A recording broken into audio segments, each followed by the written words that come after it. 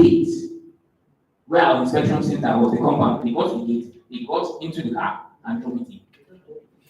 Sometimes we'll see cases where the customer will come with a mechanic to sell their car, and the mechanic is telling you, don't rent much, don't do this, don't do that.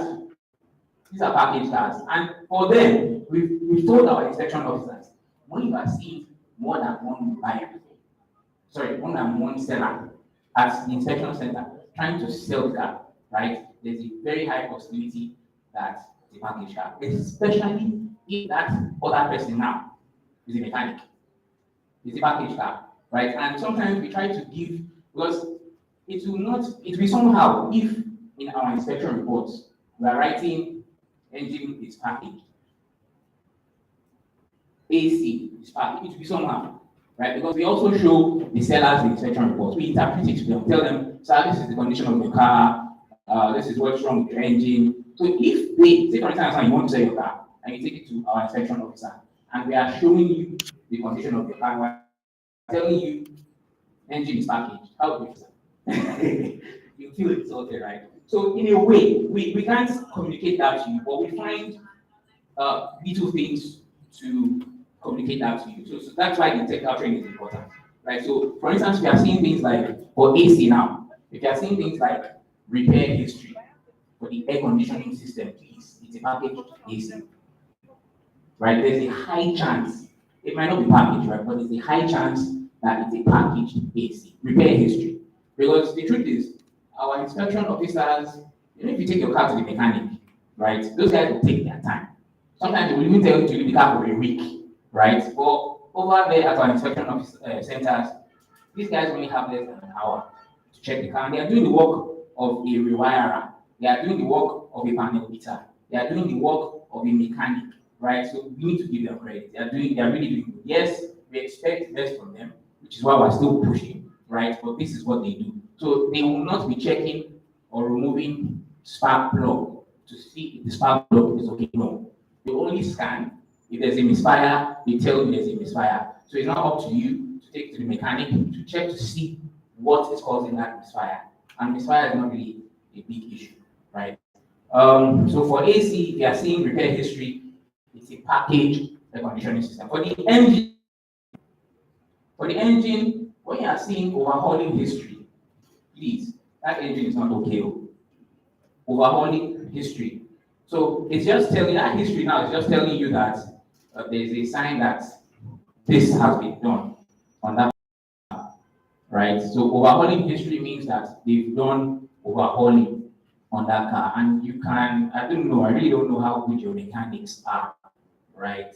But from experience, we've seen that when an engine has been overhauled, right, it's either maybe they forgot to tighten one bolt properly, or the bolt is even missing, or the sealants that they are using, right? Instead of changing the sealant, they use gum. There's nothing wrong with you have used gum. In fact, let me know this. But overhauling history basically means that the engine has been overhauled, and there's a high chance that that engine is not okay, right? So if you are seeing overhauling history, that engine is not okay. Take it from me. Unless if even Costaris or all these big names, let me not go there. But overhauling history is bad for the engine. So if you are seeing that engine is not, it's as good as engine knock sound, right? So that's for the engine. For transmission system, it's because of time. I'm just trying to pick out the key things that I think you guys will need. For transmission system, for a package transmission, is repair history. Repair history. You all, at least most of you would agree with me that repairing transmissions is 50-50. So if you take your car, a car you have, to a mechanic and you ask them to fix the transmission, they would advise that you replace the transmission system, because if they fix it, there's a 50-50 chance that it will be okay or not, right? So our inspection officers also check for signs of repair on the transmission system. So if the transmission system has been repaired, please, you might be lucky, but just bear in mind that that transmission system is not okay, right? There are certain other things that will give you insight as to the condition of the transmission system. I don't know if we are all familiar with diagnostic trouble codes, fault codes from the scanner. I don't know if we're all familiar. Maybe that's something we can incorporate in our technical sessions. So are you familiar with four codes from time? You're familiar with them. So if you see a four code, you know, okay, well, that's good. So I guess we don't really need to.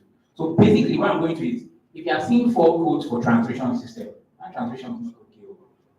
It's not okay, please. So four codes such as, I'm just going to give some keywords that you know that this is for the transmission system. So you are seeing words like solenoid, shift solenoid, pressure solenoid, gear ratio, sometimes wheel speed sensor, because for some cars, if the ABS system is faulty, it will also affect performance of the transmission. An example is Mercedes-Benz. Another example is, I hear that the Toyota Corolla South African model, once the ABS goes bad, it also affects the performance of the transmission system. So the person that doesn't know, right, would think that the transmission is bad and might want to replace or even go ahead with replacing the transmission system. That issue is still there, right? So if you are seeing low speed sensor codes, please note that the transmission system also has a fault. Then you'll be seeing things like gear surge, gear slip, long delay.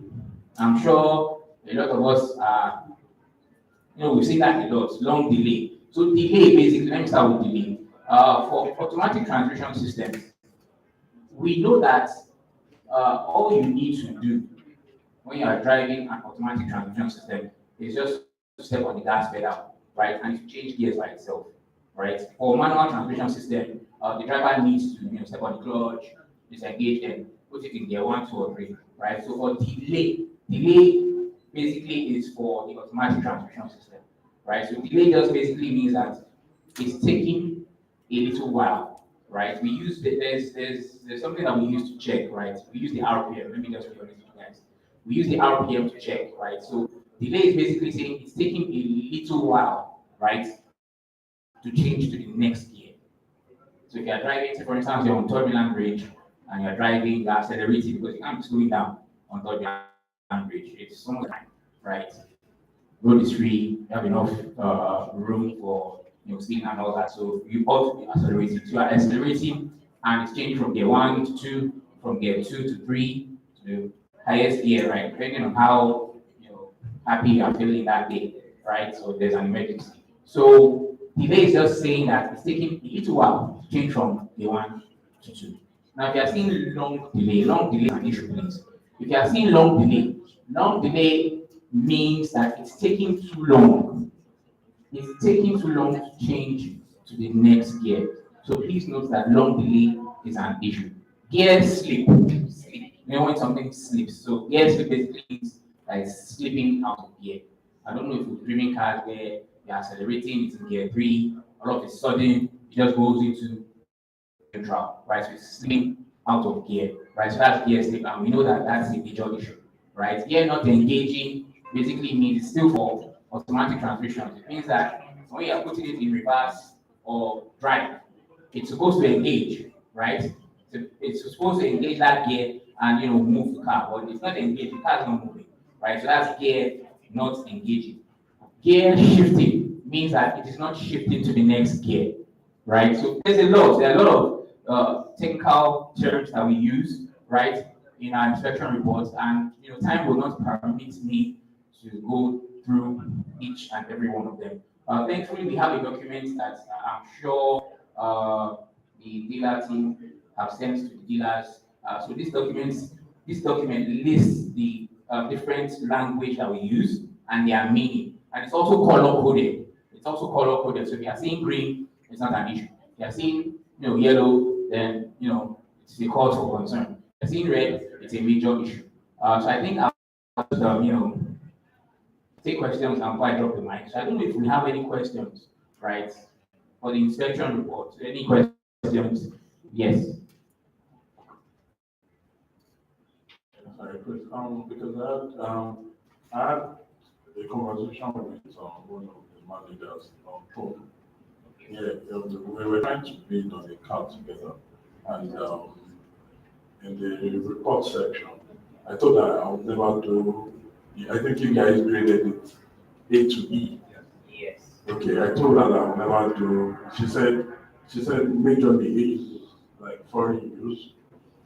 Yeah, then B is like foreign use to A is like brand new, B is like foreign use, then C is a very good Nigerian use. Okay, now, when we now saw some C, like you said, there are some technologies that I think is too heavy for a C. Okay, when you tell me a car has a tappet noise, it has a delay, whether long or short, me seeing delay is discouraging. Do you understand? The only thing, I'm saying it on my phone, I'm saying it, online. It's only when I get close to the car, I might now understand that, oh boy, do you understand, God? I'm reading and I'm checking it. That alone will first of all zero my mind. Do you understand? We are only conversant with it because we are explaining that when it's just is not so much. It's not a big deal, do you understand? But I think those technologies for a category C is too heavy. Thank you so much for that feedback. Let me quickly say something. You talked about the grade, though I couldn't talk about the grade because of time. Now, we all know that we have 5 grades, right? So there's grade A, B, C, D, E.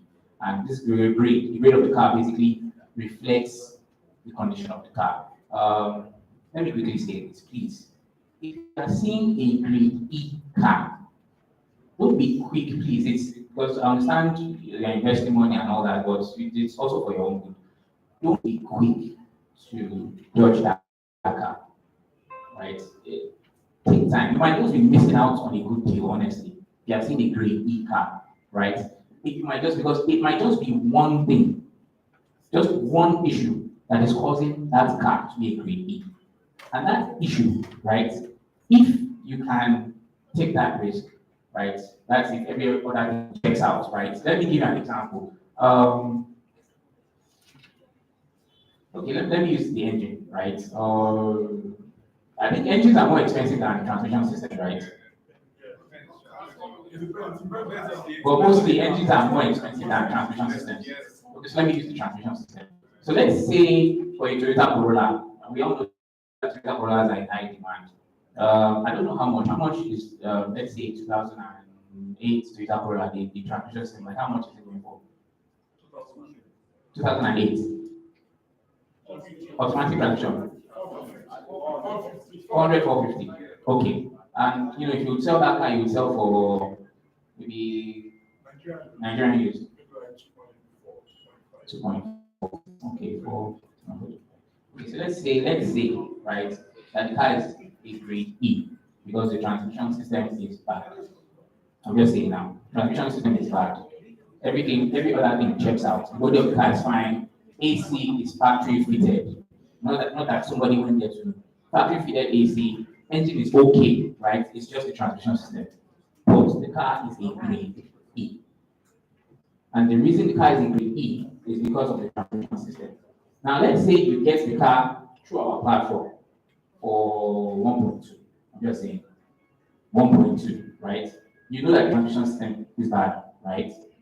You get the car for 1.2, you change the gear, because that's all you need to do, right?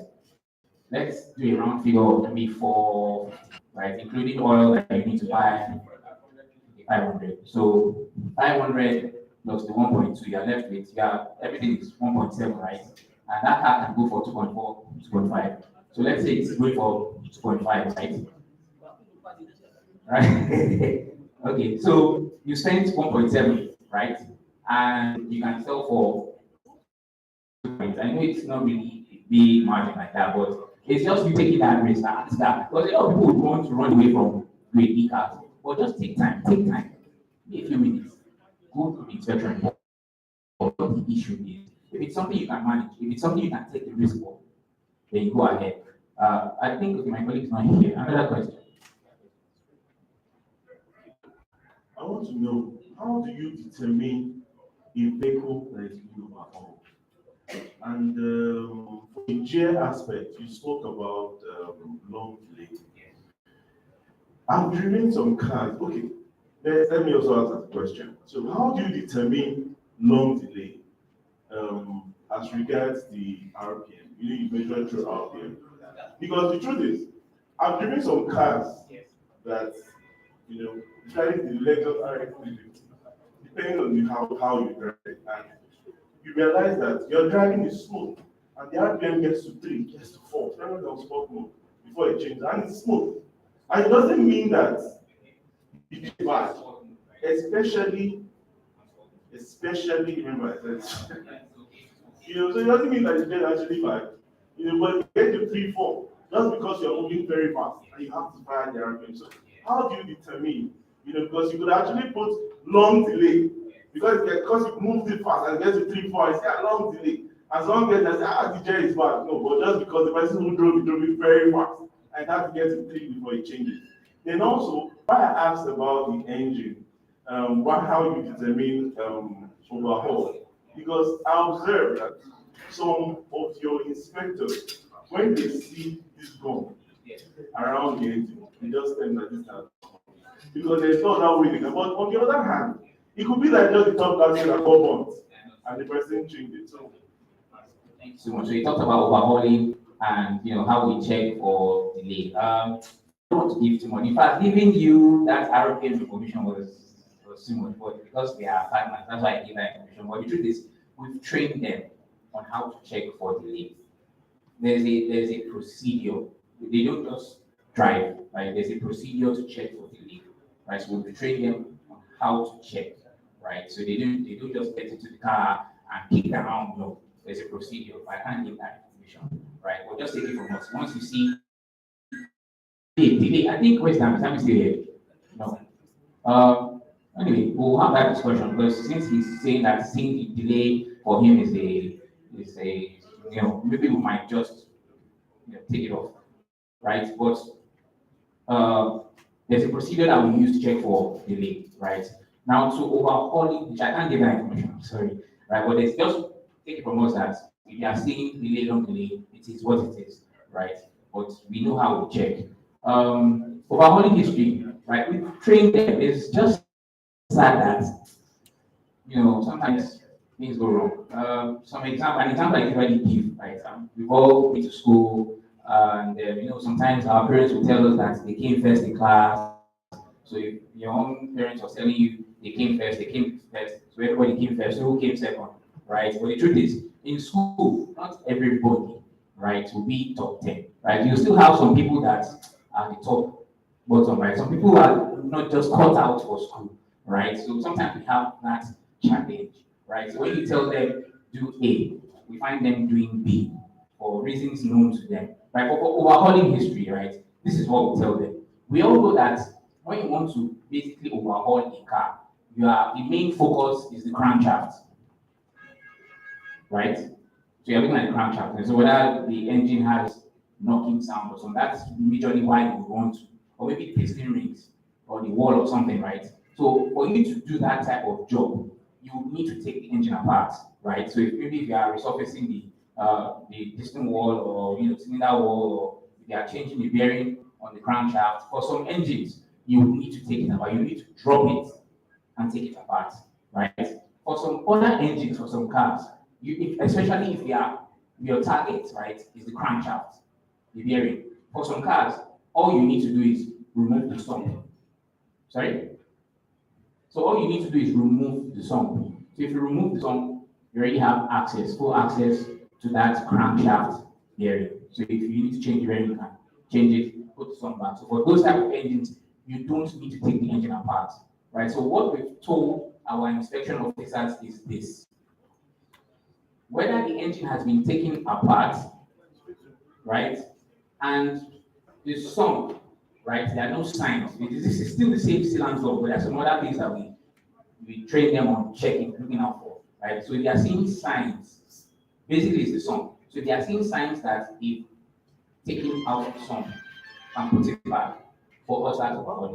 So even if it's only the sump, even if it is only even if it's only the sump, it is overhauling history, right? So maybe they didn't touch the valve cover, or where you have the timing chain, the cover. If it's just the sump, right, it's overhauling the street, right? So if it's other parts of the engine, including the sum has to be included for it to be overhauling the street, right? So if it's including the sum, the other parts of the engine, it's still overhauling. So the key thing there is the sum.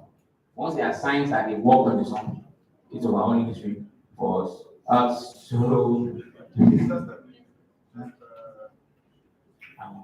Okay. Let's just take it. Let's just take something. I'm really sorry, please. My name is Ariman Falayo, and I've been selling cars for 20 years, unknown to many people. So I've gathered experience, and I didn't go to school also, but I get to know about cars while I started, selling. So yeah, I think your terms might get people confused when you use your terms because not everyone is educated to know their names you call things you put your terms, car 45 terms. I think if you while my brother was looking for the ease, another person might just understand your terms. Someone who's so fast and educated will just say, checking I'm not doing fast. I know what is wrong. But while the other one is still looking, it's like this, Maybe because a typical example, there is an eatery. I don't know if they fold up now. Parcelos is not really popular, but every Parcelos you see in every country cooks the food of that country. Barcelos is from Spanish, but they won't come to Nigeria and make Spanish food. They will make jollof rice of Nigeria jollof rice. They won't make jollof rice of Spanish. So I just think whenever you want to talk to people about this, or when you want to put your code, I like the color thing you put. And most people too still don't understand. If you want to get business done and you want us to always come. I mean, I've been to auctions almost all over the world, and I see the way they teach us like we are 2 years old, because most people don't actually understand it. And I like the lectures too; it's really good and it's educative. But terms, and mostly, I can say that most dealers here are like 70% Yoruba. Yes, like I'm saying, maybe few Igbos and few Hausas. So if it's 70% Igbo, you can just make something easy for us, please. Yes. No, I get you. So what I'm just saying is wherever they are, online, everywhere, make your time so easy like we are 2 years old. And we can buy quickly. Because that man now speaks very good English. He will buy these cars before me. Yes. And I won't know that it's just little thing that is the problem. Because he understands all the things. The oil, in our own time, we call it tapping, on tap. And you are saying tap, it. What's tapping? What's that one? So you understand. I'm sorry, please. I'm sorry. Thank you so much for that feedback. So we'll work on it. So we'll work on having a language, the car language, let me put it that way, that dealers on the street would understand. We'll work on that. Thank you so much for that. Thank you very much, Mario, and thank you. I know everybody has a question to ask. We have a question and answer segment where we will take every question and all the stakeholders will be available to answer your questions. So I would advise you write down your questions or note it somewhere. So let's just move on. Next on our agenda is, before I bring in this person, I'd like to say this. We all know that upon us now is a new Nigeria. In Nigeria, with no fuel subsidy, which of course has affected every aspect of life. Livelihood, businesses, you need to go the extra mile to strive in your business. Things are not really going really well. And For that reason, we have put together a talk that would help us in our financial planning, because now we have to be very intentional as a business person, you have to be very intentional to make money, and to keep your business afloat. So what we're going to be discussing here is financial planning, the importance of planning your revenue properly so that you can be able to get good margin, how you can go about it, as well as how you can expand your business amidst this economic situation. So permit me to welcome Head of Treasury by the person of Johnson Olubio to come and give us a brief talk on financial planning and business expansion. A round of applause for you. Thank you.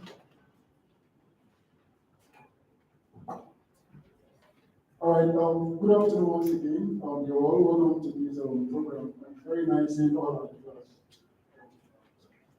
So briefly, because the topic is a very broad, because of our time, and I know the excess of time, so I'm very brief with this.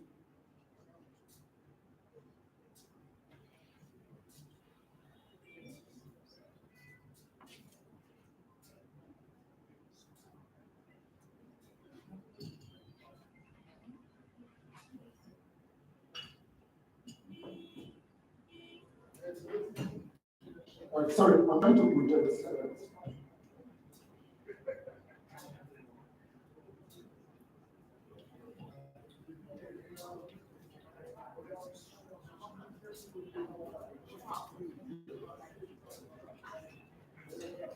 All right. So just as you have mentioned, so I'll briefly be talking about financial planning, even as a business. Because as a business which will survive and thrive in this economy, you have to be financially stable. And what are the things we need to do? So basically, I'll be speaking about the financial planning itself, the objective, the processes, and the benefits.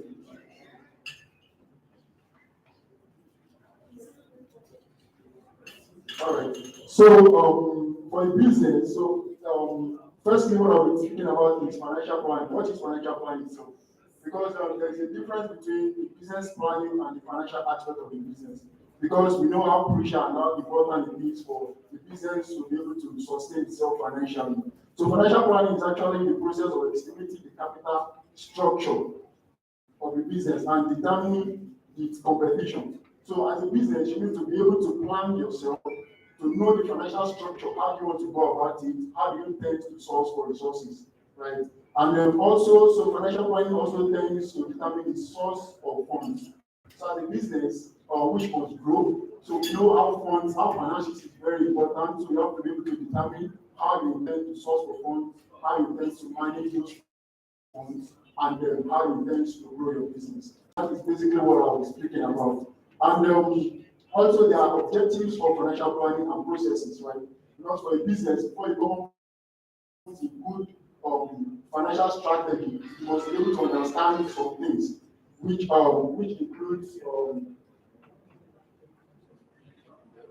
All right. So some of the objectives are estimating the capital requirement. So as a business, you need to determine.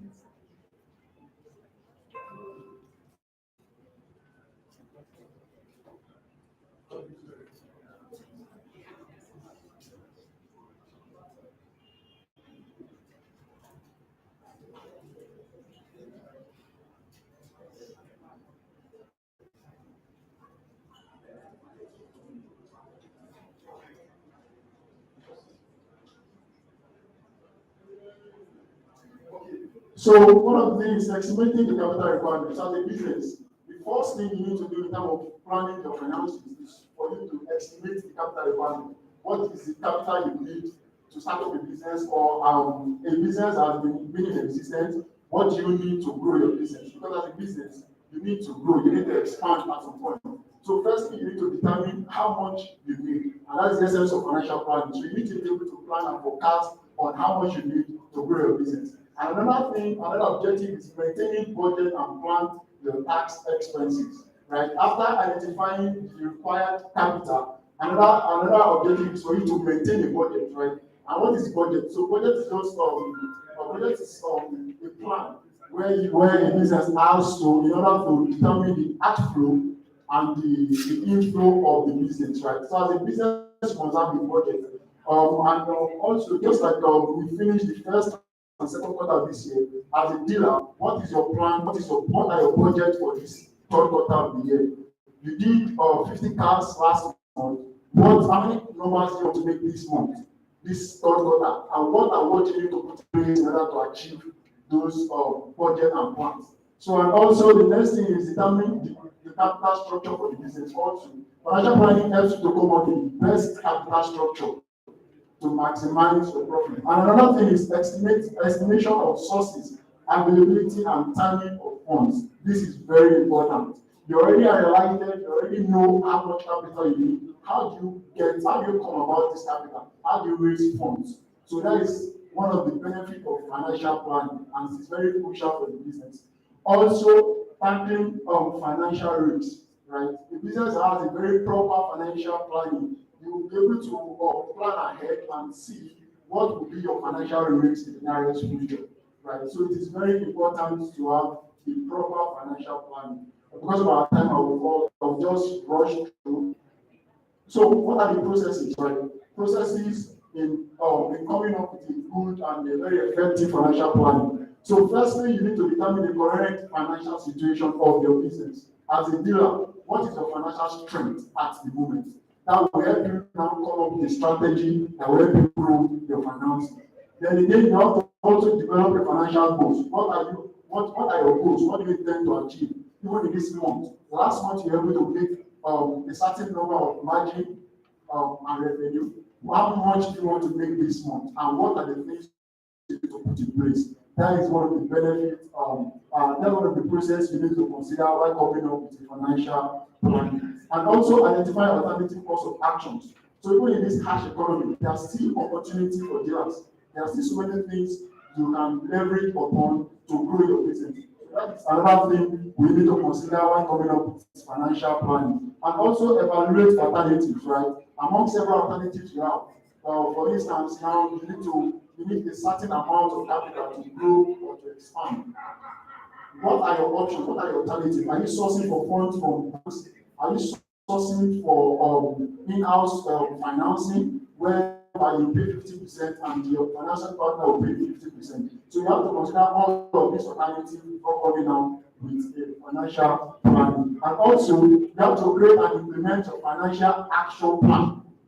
Then also, you have to review and revise the financial plan. So when in the business, when you have a financial planning which you are working with, it is always best, it is always good for you to at every point review the process and see how far it has been of help. Because financial planning, it does not necessarily mean that the current financial planning you are using is the best for the business at that moment. So you always have to go back, review and revise on the financial planning if you need to adjust on some of your plans, on some of your strategy or not. So it is very crucial. And then also, what are the benefits? So there are a lot of benefits of having a proper business financial planning. But because of our time, I'm always talking about just 5 benefits for now. So one of the benefits is it sets a budget. It helps set a budget, right? You have a proper financial planning. So it helps to come up with a proper budget, a realistic budget, right? And also, it helps allocate resources.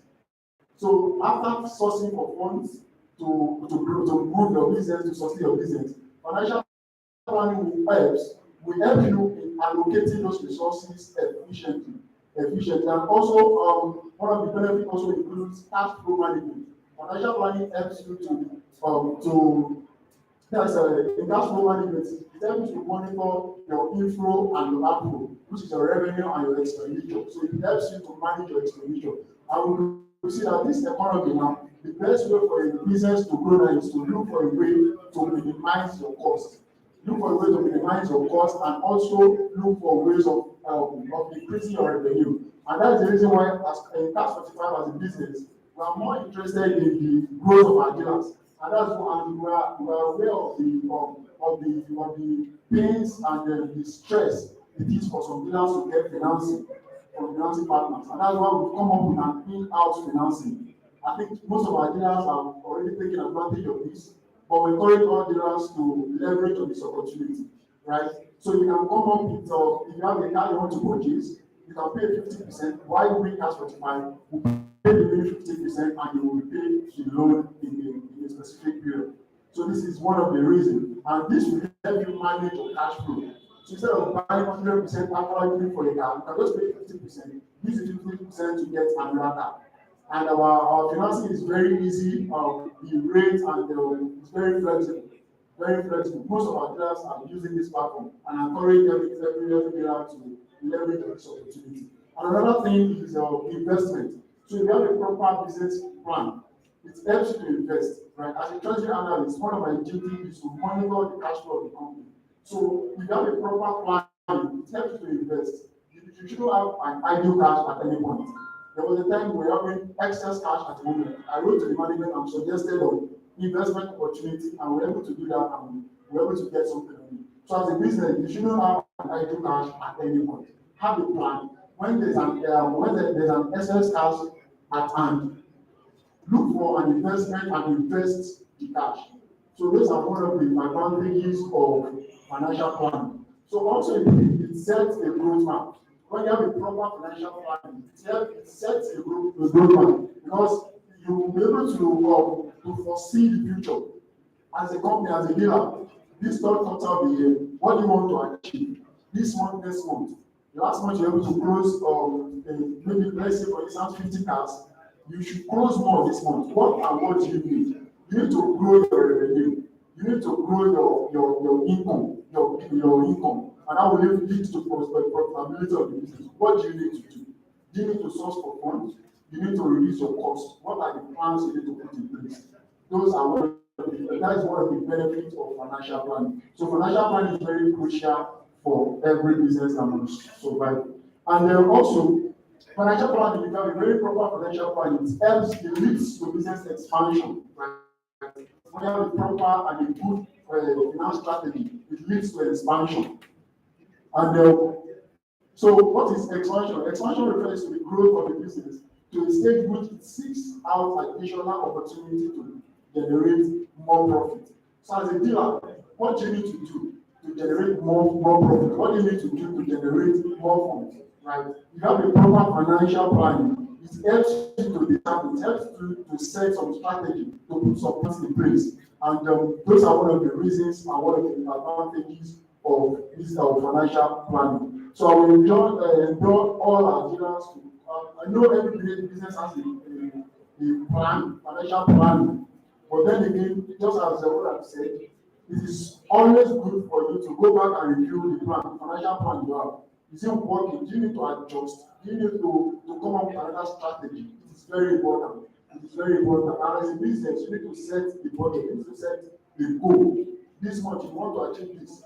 How you want to achieve a certain number of tasks in terms of the numbers and the revenue.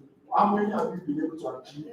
What do you need to put in place to come up with your goal? So those are one of the reasons for financial plan. And also, there are 4 growth stages, strategies that we'll be discussing today.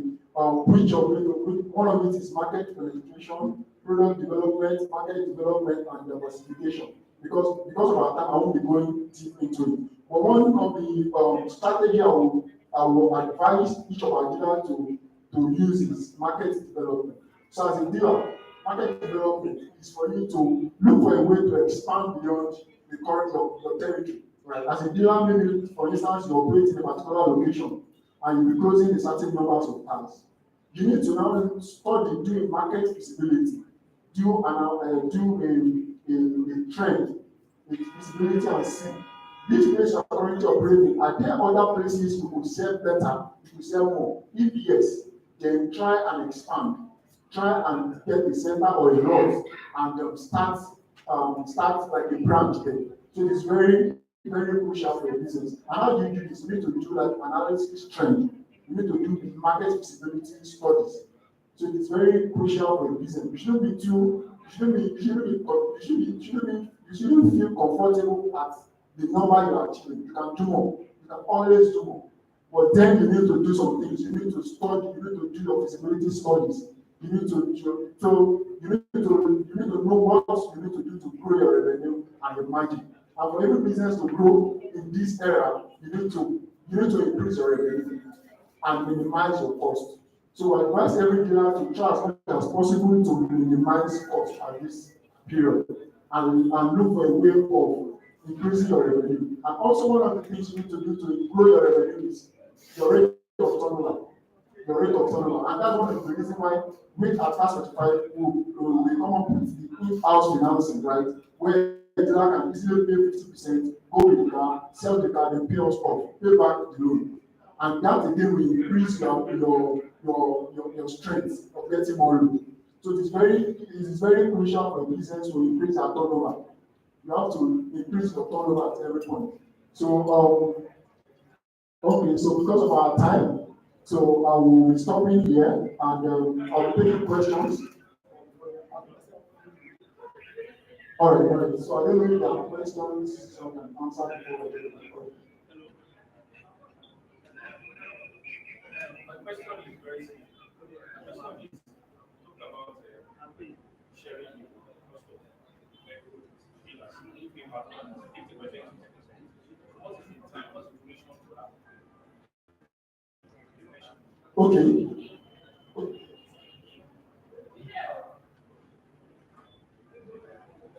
Let me just speak from my perspective, my understanding of this financing. Because I've been privileged to get a few information about your dealer financing scheme. So, what I was told, I don't know if anything has changed, was between 30 days, we should pay back. So, I want to know maybe that's 30 days, because 30 days, pay back in 30 days. Selling the car, what you're actually saying is that you should sell the car within 30 days.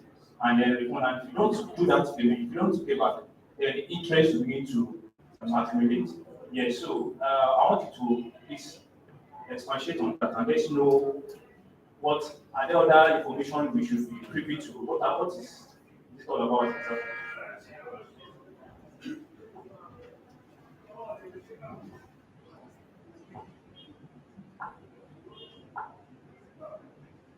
All right, thank you so much for that. So as a company, right? So our because the purpose for that is just to enhance and help our dealers increase and numbers in market.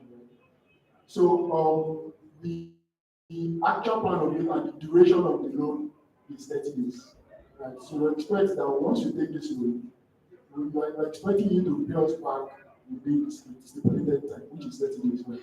However, so that is the essence of the interest rate, which is very minimal.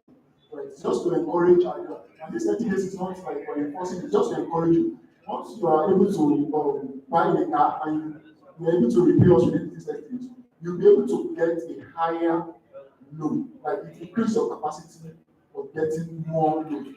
So that's just that is the main, just the motive about this is just to make this easy for you because we know how stressful it will be for you getting the funds from other financing companies. I don't know if I can answer the question. All right.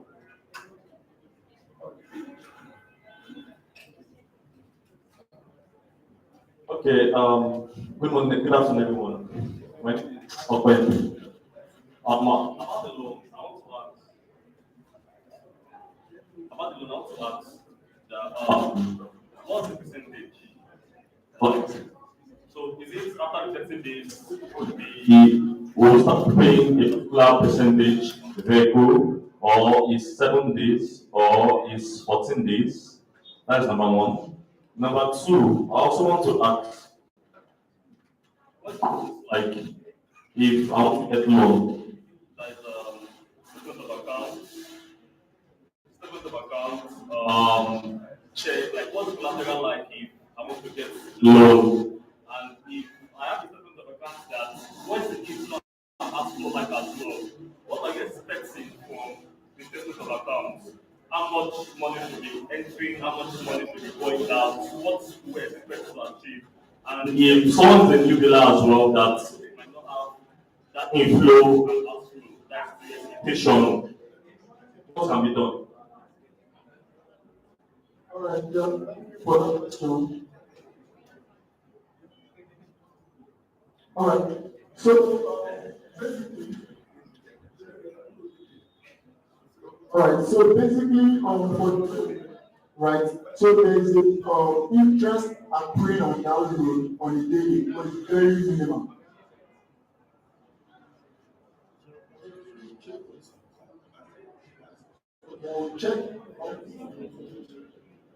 I'll check so I won't give you my I'll check I'll see on my laptop, I'll check but the thing is actually some things for that and also and also the website from the for bank statement. But then I only have to do try to I would say the leader must have met some conditions, right? Conditions. Not all the okay.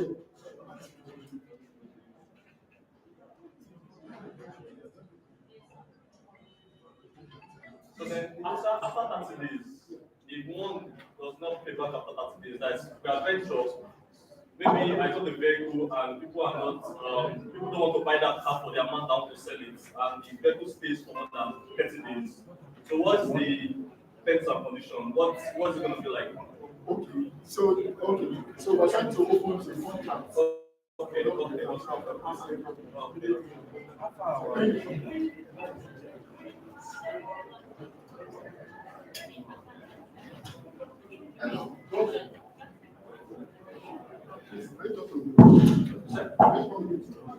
Okay, from the beginning. Okay.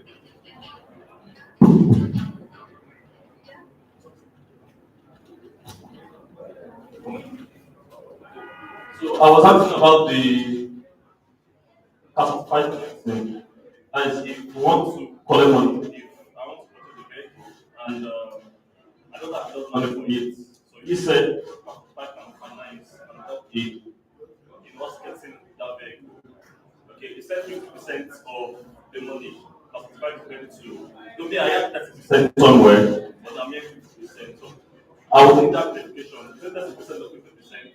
Then if we are mentioned I see a vehicle somewhere else, okay, but I don't have the full money to purchase that car, can classify up me purchase the vehicle as well. That's number 2. Number 3, I will need to know the percentage, the interest rate, if you are giving the money to purchase the car. And how long is that interest rate? Is it per week, per month, or of the duration of that as well? Then is there a time frame in which we can pay back this money? Like after the 30 days, if we don't pay back the money because we are not seeing buyers that will get the vehicle at that particular amount. So what is the repercussion going to be like? What is the terms and conditions going to be like? Then the interest rate, is it going to be after the 30 days or the interest rate starts immediately? Thank you. Thank you very much. So I think I get all your questions. So starting from the first point, as for what helping you to get the car, it's not just at 100%. So what we just to support with half of the total cost, which is 50%. So for instance, now if you are buying a car with total cost of 1 million naira, so we are if you are expected to pay 50%, which is 500,000. Why we support with 500,000, which is over 50%. So that is how it works. So there's no agreement with any dealer that we are going to make outright purchase from dealer. So we make support of 50%. I think that one is clear. So go the loan and interest rate and the charges and the terms and the condition for sanction if you are not paying as when due. So firstly, we have amount of 4%. This 4% is only running for 30 days, which is the normal feeding of the is 4%. So if you are able to pay back the loan, less than 10 days, maybe 7 days, which means complete week. So 7 days, you look at it, 4%, automatically 4 weeks in a month. 4% should be divided by 4, which means you are paying just only 1% for that 7 days. So you can calculation yourself, even without telling your dealer manager, whether both of you are going to be aligned on the same video. example. In most cases, when it's paid back is low. The amount of us will agree on this common ground before we proceed. So, for instance, now, if you are buying a car of 1 million, the 4% of 1 million is 40,000. 4% of 1 million is 40,000. 10% of 1 million is 100,000. So 4% will be 40,000. So you are paying 4% back for a total of. Huh? Let me start from the month. So if you are buying a car of total cost of 1 million naira, and for instance, now as the loan that you are getting, the total cost is 2 million. You are paying 1 million from your own end. We are supporting the loan of 1 million. On that loan of 1 million, the 10% of 1 million is 100,000. So the 4% of 1 million is 40,000. So 40,000 is what you are paying back after 30 days. So if you run the loan for 7 days, you are going to pay just only 10,000 naira for the 7 days. So for instance, now, if you are not able to pay back after 30 days, you still have 15 days to leverage it. That 15 days is like a long period. You want to exceed 45 days. So we give the grace of 15 days for freelance in case if you are not able to sell the car within 20 days. So the sanction will come after 45 days. Next sanction, the sanction, because once you get to 30 days, you are already exceeding your period. So you have 15 days to decide on what to do. In that, within that 15 days, in most cases, I think it's advisable for dealers to try and restructure. If there's a challenge on the car, maybe the car is in the mechanic workshop and they will need to touch up. So in order not to sell at a loss, the best is to call your manager and restructure the loan before it exceeds 45 days. Because after 45 days, you should be expecting sanction. Structure, I don't understand. Okay, restructure. Restructure is this. You are running a loan from 0 days to 30 days. You are not able to pay back. And the loan has exceeded 30 days. You know that it must not exceed 45 days. So within 30 days and 45 days, what you will do is to tell Omanika to calculate the interest from the 0 day. Then you pay back just only the interest and let the principal start running from the 0 day again. So in that case, you are not going to be charged admin charges again. The admin charges 10,000 and you will be charged from the beginning from EC paper, which is our financing partner. So if you are trying to restructure with your loan, 2,000 again. Instead of you paying the full, you don't have the full principal to pay at that point, and you don't want to exceed the 45 to pay the sanction. So the best thing is to go to you can start from the 0 day. In that way, you will start from the beginning just as if your boss requested the loan approach. So you can make it. If I say vehicle outside and I want to get here. Okay. So we do the first for our. It's not necessary that you try to have an option on our platform because I want to see the one that you like in somebody.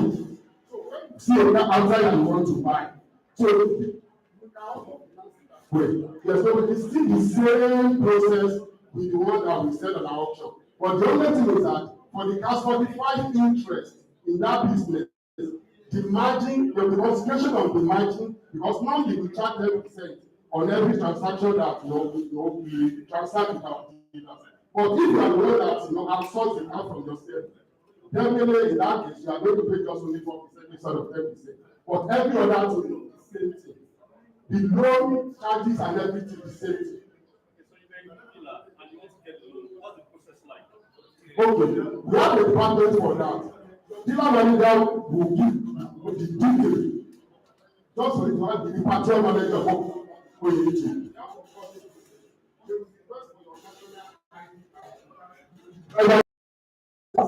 It could be driver license, international passport, or voter's card, any form of identification.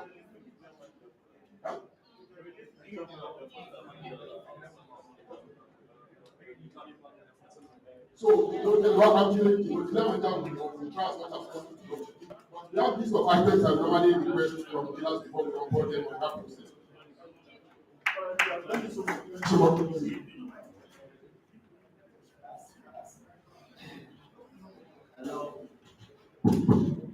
Okay, my question, my name is Francis. Okay, like I said, what I wanted to ask, you are already enlightening my board. Before now that I was president for you, the way they facilitate the loan for the dealers is easier for us. But now, with the loan, they will ask this, and at the end of the day, it doesn't work. I don't know if people have improved on that. Okay. All right. So I don't know. Should I reiterate on what he asked me? All right. So the man asked that before our loan process used to be more easier, but now it's like very rigorous. And I know. Okay, it used to be easier then. Yeah. Okay, but now it's a little bit difficult, right? Okay. So I would say that. Half of our dealers, that's 17, like I said. Hello.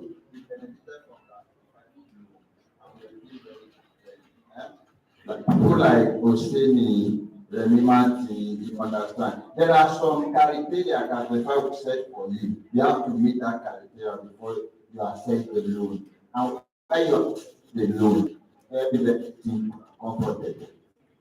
Now, you know, what they were doing before, they knows us by our names. This is Lord, you understand. So whatever we are getting from Class 45 was very easy. You understand? But now the process is hard. Like most of us, the dealers, we don't buy cars from Class 45 most of the time because of it's always disappointing. The report, you understand? At times, cars that will buy 500, it comes to Class 45 option, they are telling 1.2. So what is discouraging? You understand? So we came here, so and but we expected that we are not. So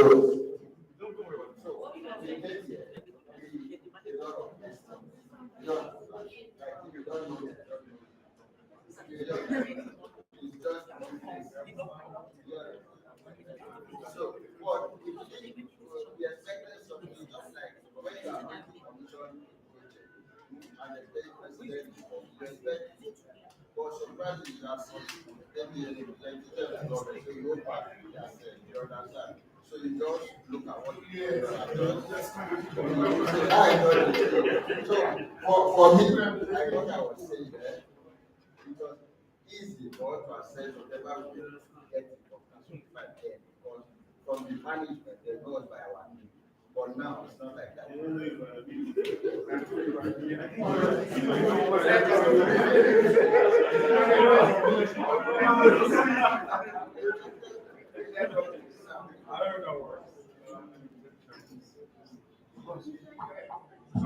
Hello? Yeah, hello? All right, so to answer that, so because the reason for this financing is to make this easier for our dealers, right? So, but then again, if you are finding it difficult to access this loan and these facilities, that means we are not achieving our aim as a company. But then again, so I will try to get the feedback, and that's the reason for this meeting. So we need to get your feedback and see how we can probably improve on it. And one of the reasons why we request for more documents now is because when we're doing the financing then, so we have a lot of issues, we have a lot of challenges, dealer not paying back, and we are not able to recover most of our funds. So I think that is one reason why we're trying to be more careful now and request for some documents. So, but the essence of it is not to make things difficult for dealers, right? It is to make it even more easier so that you can access funds. But then again, we'll get your feedback and we'll work on it and see how we can improve on that. I don't know if that is okay. All right. Okay, I'm going to the question and answers. Thank you very much, Johnson, um, for that short presentation. If anybody is interested in having the slides, we can have it available for you so that you can, at your own convenient time, look at it. There were some points you couldn't buttress on because of time, but I think that when you look through it, there are things that will really help in your business. So we can make it available. With time is far gone, I know that we are very much willing or prepared to ask a lot of questions that brought us here. And yes, you're going to do that. But before we do that, we would want to update you physically on what changes we have seen. I know that some couple of days back now, you've been seeing some things happening on the auction and it's looking like team show, so we want to explain this in detail, what the intentions are, what these changes are, and what you stand to benefit or our intentions regarding this. Then afterwards, we will switch into questions and answers where you're going to ask us. Let me know if it's more bombard here, but you can ask us all of the questions you need to ask us, and then we have the clarification. Because I want it to be that after now, once you leave the space, you are rest assured that we're in good notes in terms of our business partnership. So for us to give us auction updates, I'd like to hand over the microphone to Head of Acquisition and Activation, Ololade. Thank you. Good afternoon, everyone. All right, good afternoon, everyone. I will just start off by saying this. My name is Ololade Sherry, Head of Dealer Acquisition and Activation, auction performance, and all that. So I know that in the last few weeks there's been some changes to the auction, and we got some feedback. But before I go into that, I just want to talk about what we spoke about the last time. The last time we had this forum, Eva spoke about not being able to see each other when they beat. We've done that. So you beat now, you can see the person. So we've created transparency amongst dealers where you can see who beat, what they beat. Why we did that came from you actually. So thank you for that. We've done that. Why did we do that? We know that sometimes you bid on a particular car and the auction has ended and the winning dealer has gotten a car. But you really want the car, maybe you have a demand for that car. So now you can reach out to the person who closed the transaction and you can proceed with the transaction from there. What other thing have we done? We've increased the auction time. Now when we speak about that, we've increased the auction time. Now the auction time is 25 minutes. Then there is an extension. All right. Now this is the extension that I am trying to get some clarity from you. All right. I need to understand feedback based on this extension. Why did we create the extension? We realized that when the auction goes for 25 minutes, for the first 15, 20 minutes, there are no leads. Then the last 5 minutes, magically, all the dealers in Car 45 start bidding. So what is going on here? We then realized that this idea or this notion is because dealers are trying to make best use of the last 9 minutes and be the highest bidder. And that might not give chances for maybe Mr. Johnston that bidded first. And it's like, okay, I bidded 1.5, let me hold on. Then maybe he goes to the restroom real quick. And next thing, he sees 2.5, auction has ended. All right, and he wanted the car. So now, at the last 90 seconds, the auction extends by 180 seconds. So if you bid in the last 1 minute, 30 seconds downwards, the auction will extend automatically by extra 180 seconds, that's 3 minutes. And if it happens again, it extends again by another 3 minutes. So for every time there is a last minute bid, you will be notified. You will get the notification. Now, what I would need your own feedback for is this, because presently it's extended 13 times. Okay, so it's extended 13 times, meaning on 13 instances, when somebody comes to place a 9-minute bid, it would extend by 3 minutes. I do. So the reason for that is that if you notice, it started last week. We know the forum was going to be this week. So it rolled out intentionally a week to the forum, so that we can then have sessions where you can tell us, okay, 13 times is too long. Reduce it to this.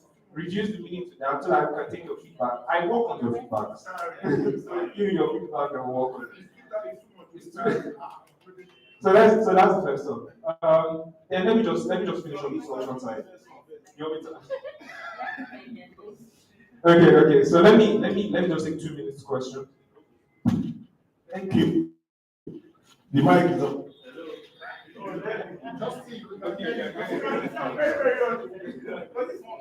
We don't need mic. So I will share a very quick experience, and I have to relate back with you. Don't go.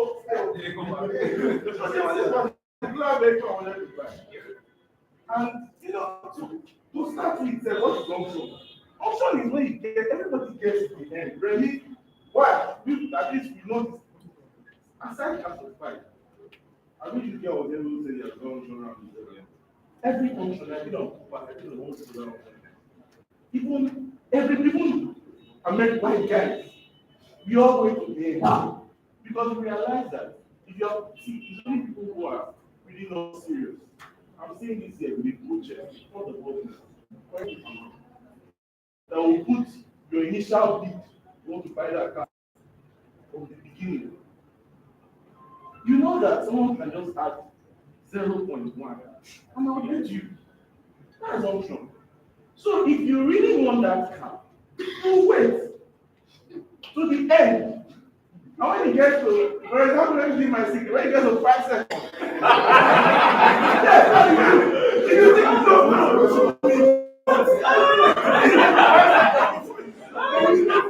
What do you want?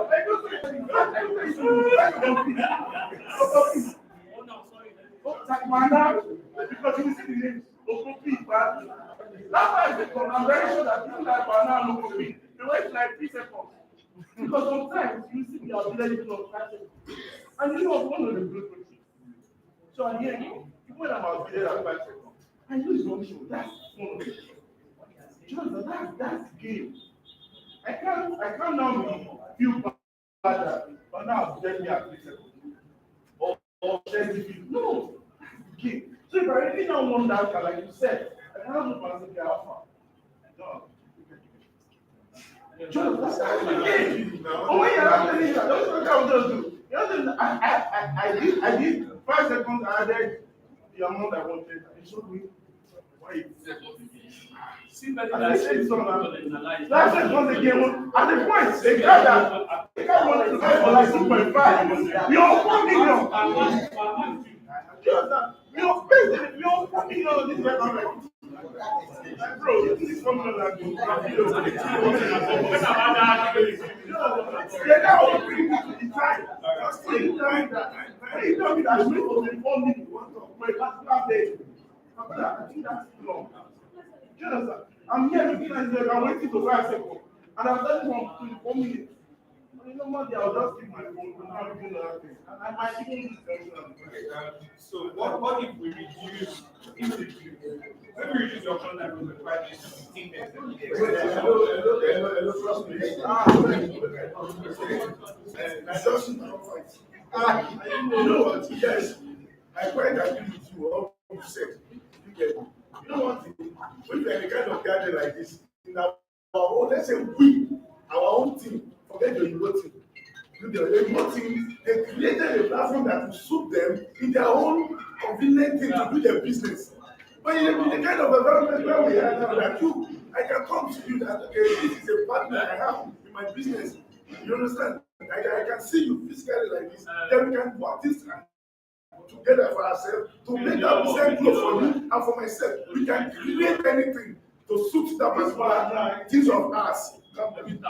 Yes, I'm well prepared with you. See, let me give you this. This is car 45. Let's say we are one family. Are we? The last time I made mention of what this man said now, that I was one that said that this is not working now. Yeah. So if that, and I believe that they are not doing it that way, but it's a favor to us now because we mentioned it and it's working for us. So forget about Copart and all those things there. But the 180 may be too much. Let them what if you want to bid for a car, show interest from the beginning. Just let me know what I'm fighting for. Look at if like okay, the bid start now. Do you get like 15 minutes? I know it's ending 15 minutes. Then I want the car from the beginning. I may come up on board myself to know that okay, I'm in for you. Start begging to fight me for that car. Because as I'm getting that, you know that I'm getting more extension time for myself. Do you get? Yes, I'm saying we think. I don't say go back. Because that's where you're referring to. Okay, if we now say that, okay, this time the extension is much, I will agree with that. At least if it's only one, or let's just say 30 seconds for the first video or second video that is showing the coming of then you should know that whenever we start, it will start along with the beat. Then that you know, it will give everybody that really want to work on that building, it gets free to fight. Because you know what you are getting when it comes on time on that particular thing. Because then when Campus 5 was, then wait, the beginning Campus 5 there, immediately when we start, you start seeing to get people rolling in. Another time, you know, I don't know, that they know let us win. Because they are always, yes, they are always on time. Every second, I put 2 minutes, let me put it again. I said, see them move, don't start. Don't go, see them move. I did that. If I want to win, I will be standing and I will fight all along with it. That's the thing. It makes the bidding more interesting than waiting for the time limits. Wait.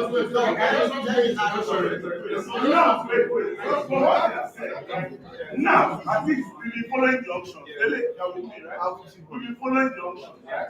Between when you started and now, what's your feedback? Have you really gotten people starting from the beginning to the end? So no!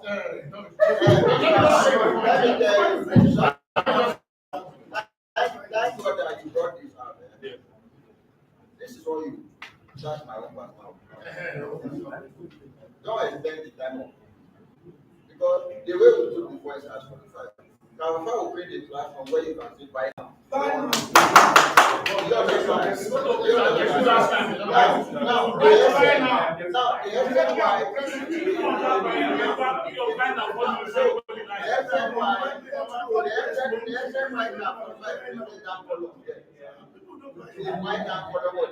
people like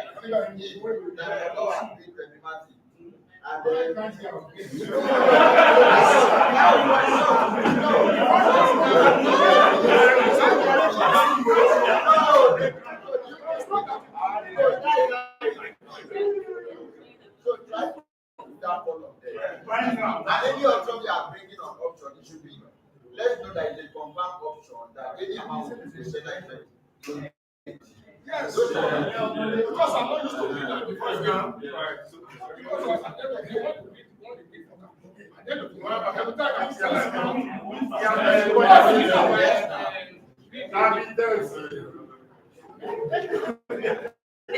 I think I've made the point I want to make. But let's be honest here. Has there been anybody who has read more because of extension of exam timetable? Let's be honest. Those days when we're in school, you're supposed to write a paper January 1st, and when they extend it to January 10th, everybody will jump up. But I can assure you that at the end of the day, that person that comes out with A will come with A. Yes. The person that comes last will always, in most cases, you are not going to reach. So no matter how much you extend, no matter how much you extend the bidding, some people are still going to miss out on it. I hear them saying, no, you cannot appeal ready. Maybe I was there. Now I don't even have time. You know, in most cases, I place a bid, I get out of the system, I don't even have time to keep on. So, whatever the system is, whoever is interested is interested. The most important point I want to make is what you said, you know, there are actually cars, and I'm sure in the business it happens like that sometimes. There are actually people who come to the center and they don't have time to waste. This car, if I get a 3 million naira coin, sometimes when we check our average pricing and all of that, even the business knows that this person wants something that is good, that everybody can afford. I think in that case, for those kind of cars, you know, while there's space for bidding, there's also be space for buying out. You know, if you want these cars, it is now, even on Cobra that is talking about, there are cars like that, future bid and all of that, but you see buying out, you just take it out of that place. All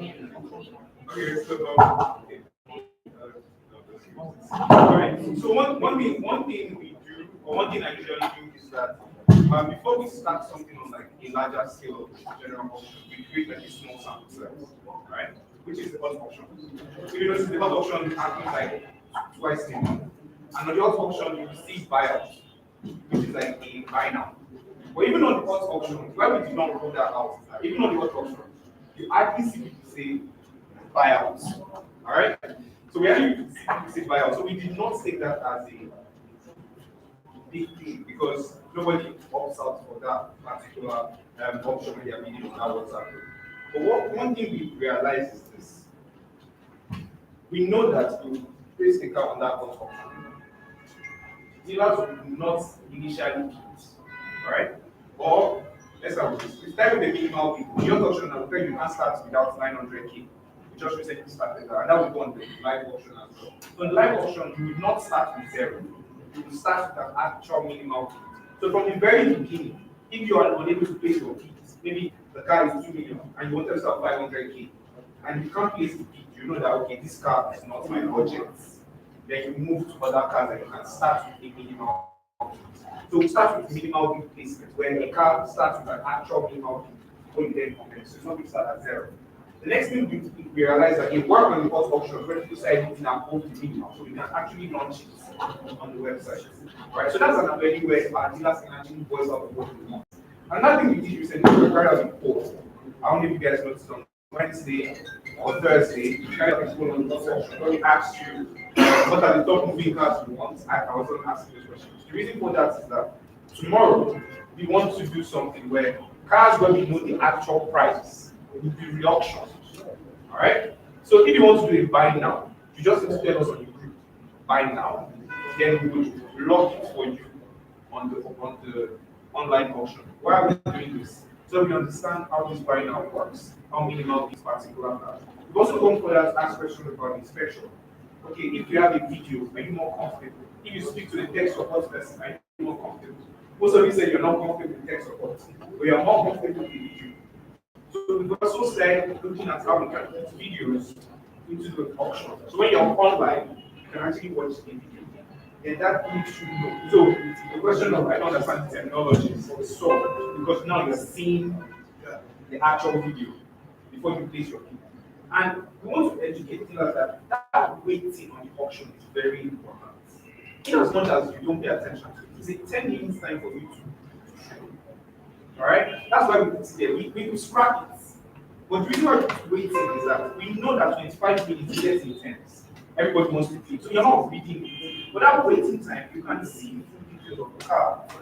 And 10 minutes, you can even call your manager and have tech support at that 10 minutes before you then bid.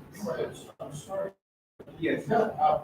Now it's just It's on Gigi. It's on Gigi. Yeah. So on Gigi, you will see active, you will see waiting, you will see soon, and you will see issues. All right. Waiting goes to active. And when active is done, it goes to history. Soon are the ones that will enter waiting. So that waiting is 10 minutes for you to understand. Okay, let me call, everybody has a manager. So let me call David, for example. David, how far is on waiting? What's going on? What's happening? David might not explain well enough. Every car has an inspection officer. That's your tech support. You can tell David to do a three-way. A three-way call when you talk to your sales manager and you talk to your tech support person and gives you insight about the car. Alright? That three-way call is recorded. Alright? So most times you need an actual call. Or the inspection officer will call you directly. I think that may be shared more like that. That process is so that you do not say I bought this car, or the inspection officer is not telling you a lie because he's on a recorded call. So if you buy the car and you're dissatisfied, we go back, listen to the call. Did you lie? Did you oversell this car to our dealer? Those are things we've tried to do. But the thing is, I feel the problem here is that awareness to this initiative is very problem. Most people here do not know. That's what it looks like. So that internally will resolve that, ensuring that you know. But we've also created a community, a dealer community, that's about 300 participants. We draw details of what we do. Right? When we have a new development, we drop it on the community. But what we know is that more people are on the auction, so most of our dealers want to buy, most of our dealers want to sell. So we have 816 people on the auction group. We have like about 320 people on the community for information. So that just shows that more people are interested in this side, we don't want to hear interesting. I would employ that it is good if you join the community, so you know the latest info on our development. So, all you said, yeah, but I need to give you one question. Here, the thing added, like we said, the buy now should be added to people like that. You know, then again, the option you run on the WhatsApp chat, the WhatsApp, if you can move it to the app, that's what I want. You understand? Because someone like me, when I go to groups, I just Somebody does anything. yeah, so you can move it to the app. Maybe this car was 3 million, the gas come down to 2.5. Hopefully just go find out now 2.5. Somebody will just click on and see. You understand? Let's show them. You can't. Yes, don't worry. Then I think the guys at the center, I don't know, maybe those guys that used to be there before and have transferred their knowledge. Because the guys there now, they should do more, you know. Those days, sometimes it is even agreed already.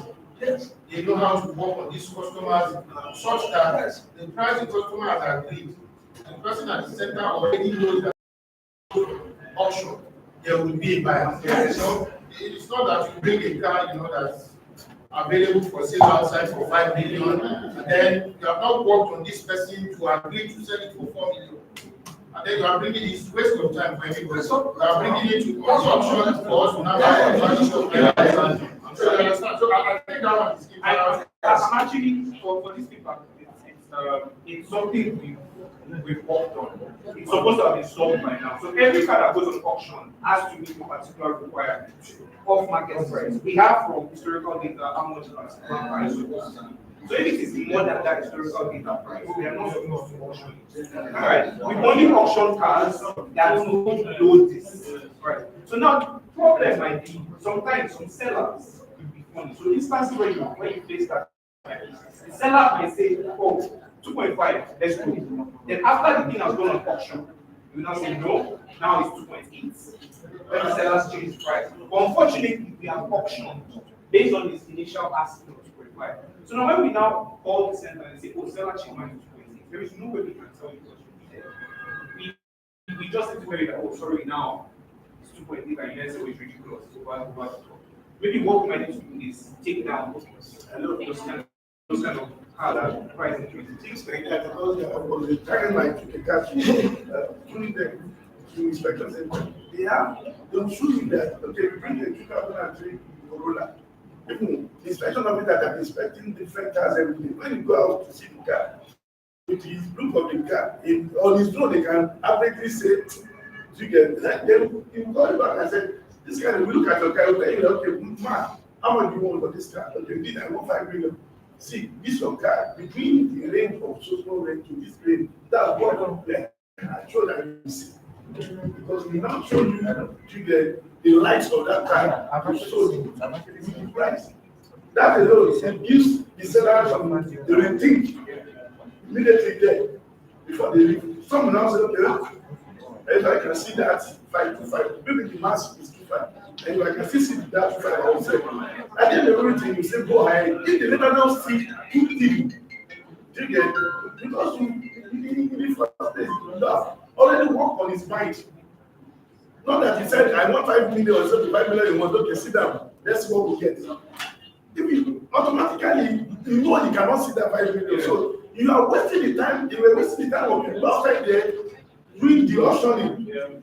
Because they know, actually, the man there knows that he cannot get that amount. And that will give them a lot of time stress again, confusing this, telling him, okay, come back again. All these things.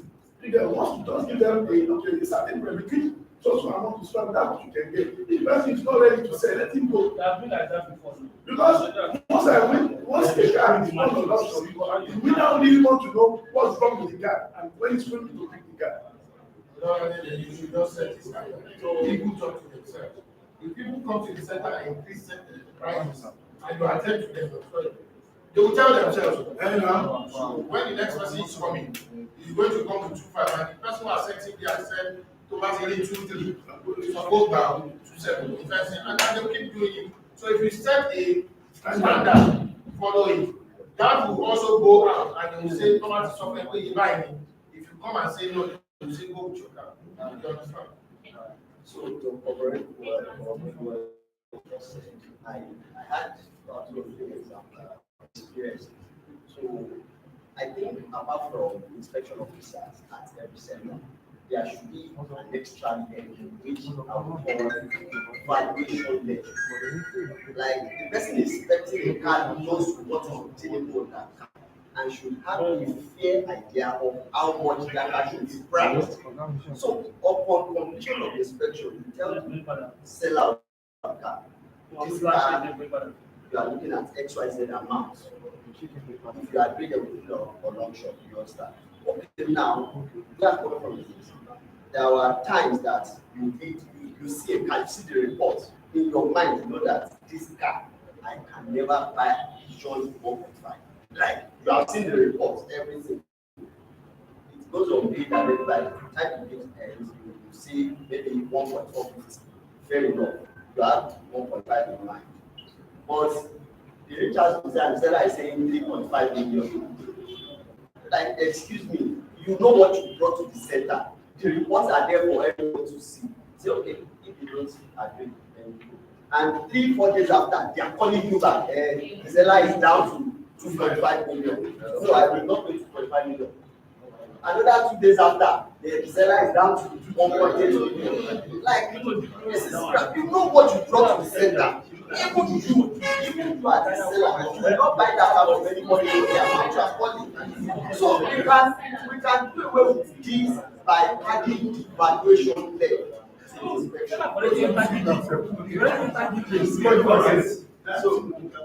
thank you so much. Thank you.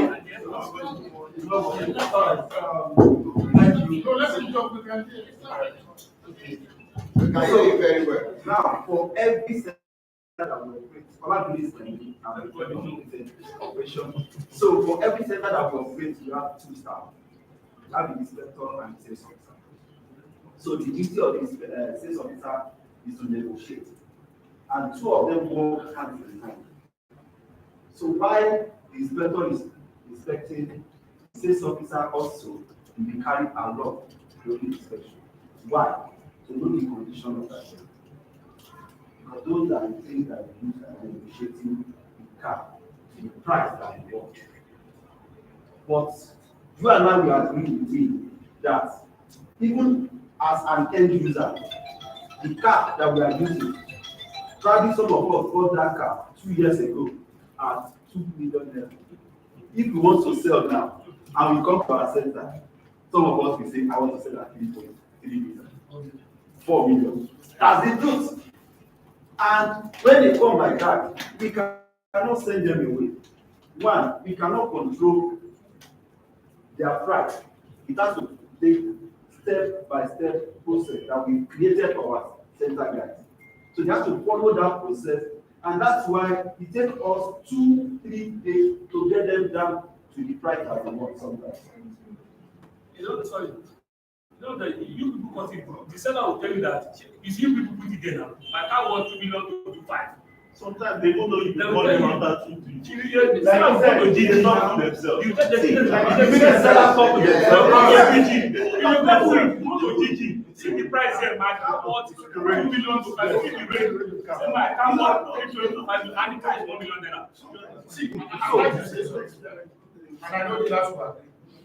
Even for us dealers, madam, before the seller brings a car to your place, he has explored the option of selling to friends and all of that. Yes. Now, you see, in that arrangement, CAS 45 comes in most cases last.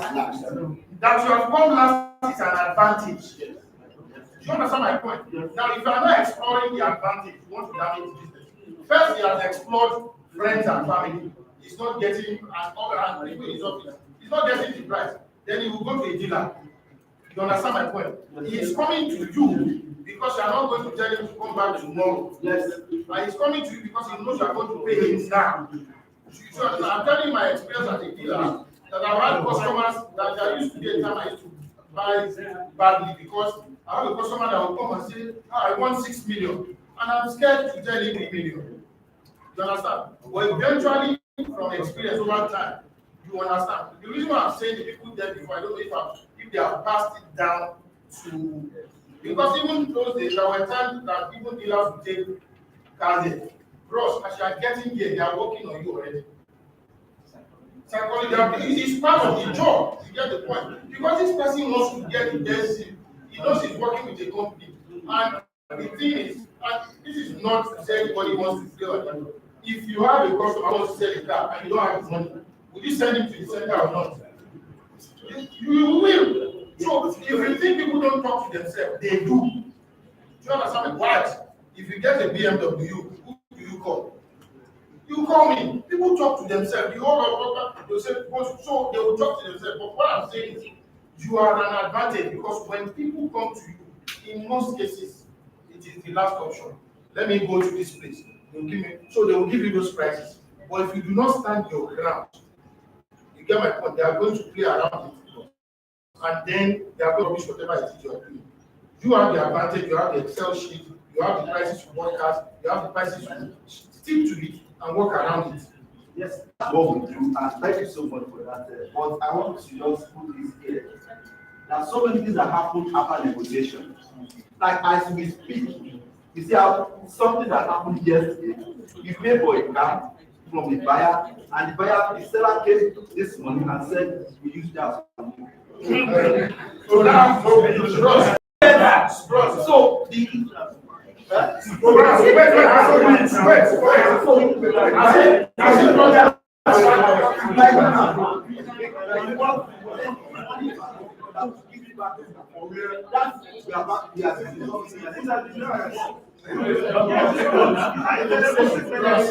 So that's why I said, you see, negotiation without professional and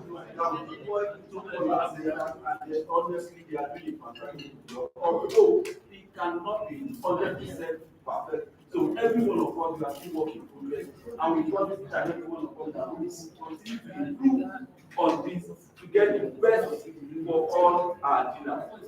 Before you go, I want to ask you a question. What's the agreement? I know we've had an issue before. It's very strong. So I want you to say now, and I want to verify among everybody. I don't carry the thing in my mind, I'm carrying it strong. So what's your agreement when it comes to Oladele, you are well? And I make sure it doesn't fly.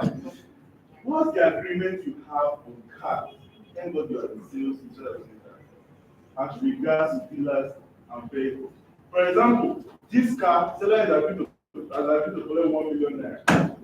How much the dealer expected to pay for this vehicle to collect additional to class 45 charges?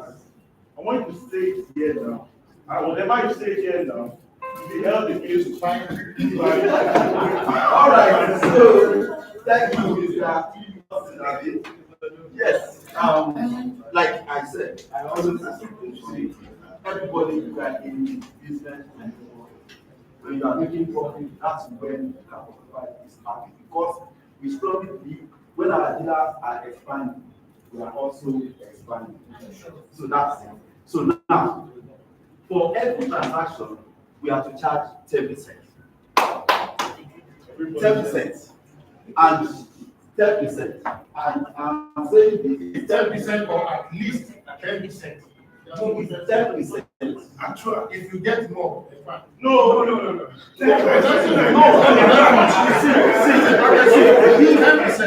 know the reason why this is coming up. So that's the reason why it's coming up. Of course, you're free.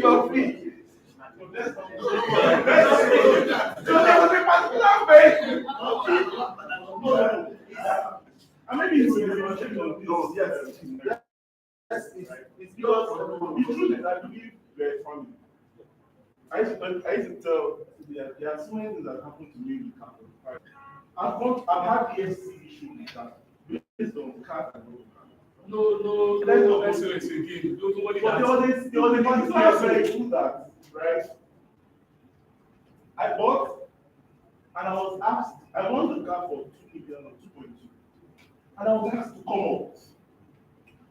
I was like, okay, come up to one more, it said 2.8. Why 2.8 now? Yes, what on this guy? 2.8. I said, okay, let me see the documents of this car. And in the process, I was sent a particular document where the seller has agreed on letter to accept 1.3. So the seller has agreed to accept 1.3 on the vehicle, and you are asking me to come up on a normal day, even my 2.2, 10% is higher. That vehicle should be close for 2 million or 9.8. No. Because 10% of 1.8 is 180,000. 180,000 plus 1 million is not another 2 million naira. And you're asking me to come up with 2.8. That's like a million naira difference. And when I saw that, I was like, what? This is really what has been transpiring that we have to come up. So sometimes you cannot with the car, just hear, come up. And you're like, oh, probably seller is not accepting. So it is that I'm just on the back end. And seller has accepted, but you just want to cash out 1 million naira on my own expense. Knowing fully well that I might still use dealer finance to even close the car. And you just want to cash out 1 million naira in the car. And I was thinking, yeah, for you. See, you were with me. We don't different mechanics workshops. Yes, and the 5 cars in the line. Up to now, it's still there for the edge. It's supposed to be more. Justin, that's why I asked. Is it at least, if they say it's at least, when business for profit, if you price for 2.5, that particular car. Sorry, sir. They will tell you that Before you say it's at least, we should all remember that when franchise started, we all had an agreement of which we signed. And I know I was right for one thing. And one reason why I bounced with finance when they came. When they do an agreement with you, you go to fault it, they will come after you. So on the other hand, if they fault it, they will also come after them and know you are faulting the agreement. And another agreement says that, I think the agreement says 10% or 25%. So if you're telling me that you're collecting 25%, it's my money. Even if I'm collecting a loan, I'm paying you the loan. So if you're telling me that 12.5%, sorry, I'm being very. No, it's They touch me. If you are agreeing or 10%, you are agreeing on it. And you're going to pay an extra 1 million naira. My brother, I've had issues. And now if I had agreed to pay 1 million naira, you would have because nobody would have known anything. So if that particular document when the sellers agreed to pay 1.8, I've not seen it. And like probably been even negotiating 2.5 or 2.6. Not knowing that 1.8 already, but they already closed the car. Yeah, and then I wouldn't want good stuff, but when I came to you, it did not really end well. But when I came to you, you told me that there are scenarios when you have to pay the person who brings the car 500,000 just because he brought the car to you. I'm not knowing that. That's the way. Because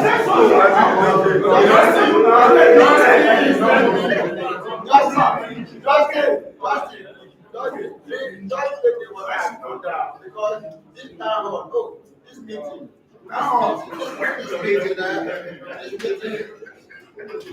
Sir, let me tell you what I don't know. I want to tell you something. Cap45 cannot be smarter than BT like this. Because before Cap45 came, most of the things they don't know, we lecture them and they lecture us. At times, we went to the inspection centers. At times, they will call us, this guy is very good, this guy is very good. Like someone like me, I don't buy car, I don't see. I want to see the car right there. I will close the deal. Because I have issue with Cap45 that up till now. At times, you buy cars from Cap45. Like what my guy was saying, it's very, very clear. He said the truth. These people that sell cars, they package their car very well. We went to Lekki to close one car. When we went there, we waited for the seller to bring in the car. We didn't know if he took the car to mechanic to go and just adjust something. So like, you know, when the car arrived in the center, we start the car, Mercedes Benz, we allow the car to steam for 30 minutes. We took it to that Meraki, we drove the car for 1 hour. We started showing the madness. You understand? So imagine that kind of scenario maybe a dealer close the car, a dealer that stays in Abuja, and the car did not get to Abuja. Then the money is tied down. They started repairing. So in that case, what we can provide? Alright. So like I said the last time, I said what makes us happy and what makes us grow, what we believe is when our customers are happy, we are also good. And when we are not happy, we are not good. So, and I want to say this here. We charge 12.5%, minimum of 10% on all our transactions. But we've seen on several occasions that we charge sometimes 1%. That will close deal with 1%, will close deal with 2%. Why? Because so because we feel okay, things cannot be going on like that. We might not have to get 12.5% on all our transactions. But when we see 1%, 2%, and then sometimes we were able to get our 12% and above, then we use it to complement it. The truth is, I must be sincere with you. If that document had lost, you wouldn't have been privileged to know what has happened there. Just let me break it down. See, these things causes problem between dealers and people who bring cars to our lot. So I will explain something to you. Before I became a lot owner, I didn't understand. Now as I stand before you, I have FRS on my neck, I have LRS, I have Lagos State Bank, blah blah blah, and all of that. So I want to paint a scenario. Sometimes you have people bring cars to you, bring customers to you, and you tell him, okay, this car is for 14 million. This is what gets everybody mad, and that's what he's saying. You tell him this car is for 12 million. You are the lot owner, you pay all the bills, and he says, no, okay, they cannot buy. And then he beats you down, and maybe because you need money to run another business, you say, oh yeah, let them bring the 10 million. And when they are about paying, they will pay 13 million. Now he gets, before I became a lot owner, he gets everybody mad. Because in your 10 million, you are selling this car with 100,000 so that you can what? Get money. So I will shift to him now. I am not saying do not make money. If he had come up, buyer had agreed 1.8 million, and he had said he wants to buy the car for 3 million, even if he ends up finding what the document states, it's none of his business. But the problem comes where the buyer has agreed 1.8 million. The dealer that he wants to be happy so that your business will be happy has said he can pay 2.2 million. That has actually taken care of more than your 12%, you know. And you have not just persuaded him to say, can you come up? There are two different things.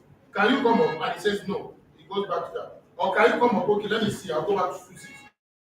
You are the one who is now telling him to go to 2.8. Now everybody is going to get mad at that. You are no, Justin. I understand. Justin, see, they say where purpose is not defined. Abuse and this eminence, yes. See, like he said, in front of our even me. I mean, I'm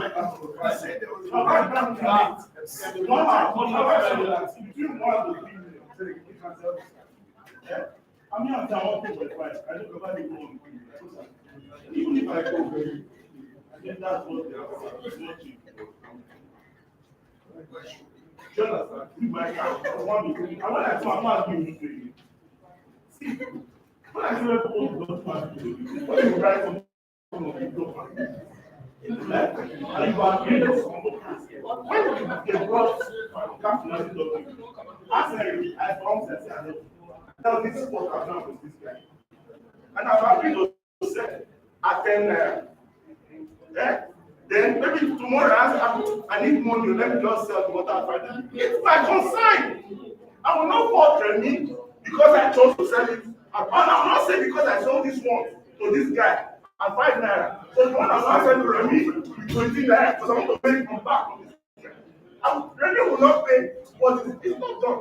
So long you've agreed that it's not contract, my brother, you have to stand on it. And if that buyer has agreed on 1.8, see what I'm saying, I'm doing my family. What I'm saying, I'm sorry you said jazz. I said that statement is not tenable in court. What I'm saying by law. So if you take this water, I say I need to sell it, you stand on it. It becomes a very serious trial, you know what I'm talking about. Yeah, and we don't want that to be reserved again. So you stand on it. Tomorrow, if you want to sell 1%, it's your business. If you choose not to sell 1%, I don't choose to sell it. It's private. Do you understand? We are very clear on this, right?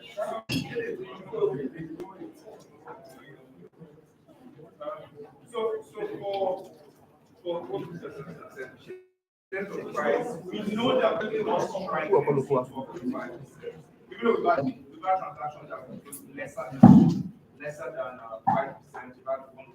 We've had transactions we close with 20,000 naira. Let's see if we test months the GSA but what do we want to do better? We do not want that occurrence again. Right? We do not want instances where we're telling you to do those prices that when you buy the car at the end you're dissatisfied. So what have we done? After the auction, there's something called post-auction negotiations, right? That's where your dealer manager tells you, how much do you want to pay? What we can then do, just a suggestion, is make the highest offer. I don't know if that's I think you are open. No, it's such a example. It's such a you're not offering. This is how it works. I bring a car to you. Remy help me sell my car. You ask me how much do I want? I say I want 3 million naira for my car. Your charges on your lot, if you collect 10% for every charge, this is 300,000. Now when Remy is posting, when Remy is posting that car, he will not post 3 million naira.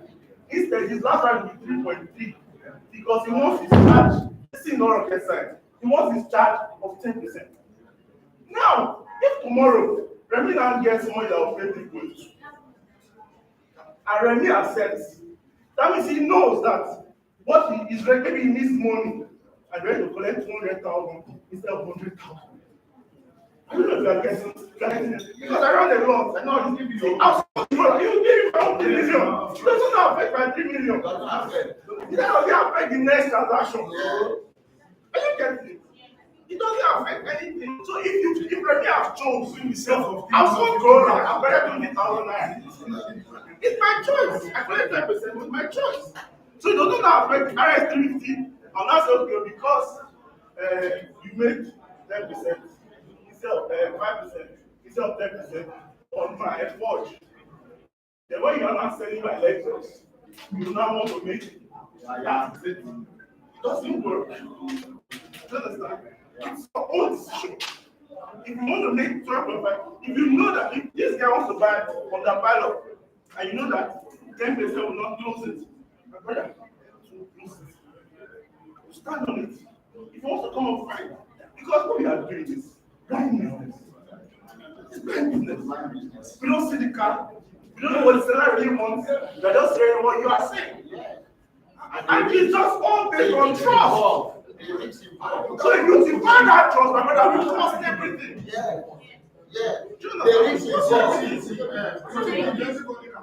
that is not the set standard. Anything that doesn't have a set standard, they always have rooms to play around. And I do not know about any other country. In Nigeria, if you leave 2 doors to play around, people will create 10 more. So to save yourself the problem, have a set standard and stick to it. Because some of us, as you grow, you are going to find the offer. There used to be a time, Justin, if I sell a car to you today, if there's a problem 1 hour later, it's not my business. Then as you grow, if I sell a car to you today, if 1 week later there's a problem, I have to answer for it. I've got it to a point now that Baba, I'm paying for engine of car a month later.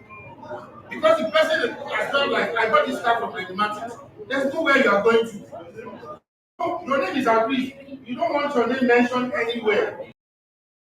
And I hope you guys are not getting to that level where, you are looking into dealers that year. You happen now. You are looking into dealers activities. No, it's true. Because when I buy a foreign car and sell, everybody knows. When I buy a car that the engine comes back 2 weeks or 3 weeks later, it's not anybody's business. So let me go back to where I started from. Anything you are doing that you do not have a set standard, you are creating rooms for people to manipulate. You are not going to like it. So if you create set standard, of course, in some cases it affects you too. But it's better because the day it's going to go against you, you are not going to like it at all. He's my friend, we are co-dealers. Justin, when he brought the car to me, he sold the car himself. I collected my lottery. Yes or no? Yeah. I did. I can collect the lottery now. I'm buying Hennessy of more than that amount later in the evening. But at that time, that is set standard. There's no talk of be my guy now. You know, say I don't sell am well. You know, so I collected my money. Set standard. Thank you very much for the feedback. We have to every and we have also noted everything that was said. So right about now, we just want to last quarter we had you give us feedback on what we want and how we can serve it better. We got one or two things that you said and we have implemented that, and today you can attest to it that it's working for us.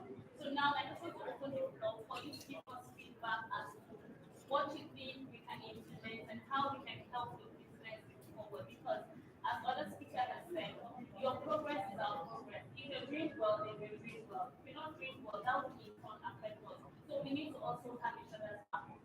So I just want to open the floor. If you want anything or anything you think can implement, we have noted buyout and setting standard in place for our prices. We don't have people manipulating those there.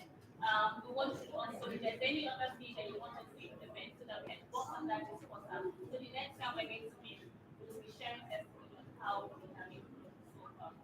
So anything. I wanted to say something when Bayo was here. The inspection. So I wanted to say something. Unfortunately, I think he left. If we are partners here, more than the things that are written in the book, there are things that will be shared. And you only share when there is some level of trust. So I think for the inspection too, you see, inspection, and I'm sure a lot of people here would agree, inspection is not just black and white for every car. Let me give you an example, and I'm sure I want to make it interactive. Gear delay for the 2010 Corolla, gear delay for a 2008 Lexus ES350, and gear delay for a 2010 Pilot. Everybody here will agree they are not the same. One could cost you 10,000, and the other one could push you to 750,000. So I think again, you also guys at the inspection. Why I'm saying this, when the business started, I was lucky to be friends with, the guys at the inspection ground, because I learned a lot from them. So this is what I'm saying.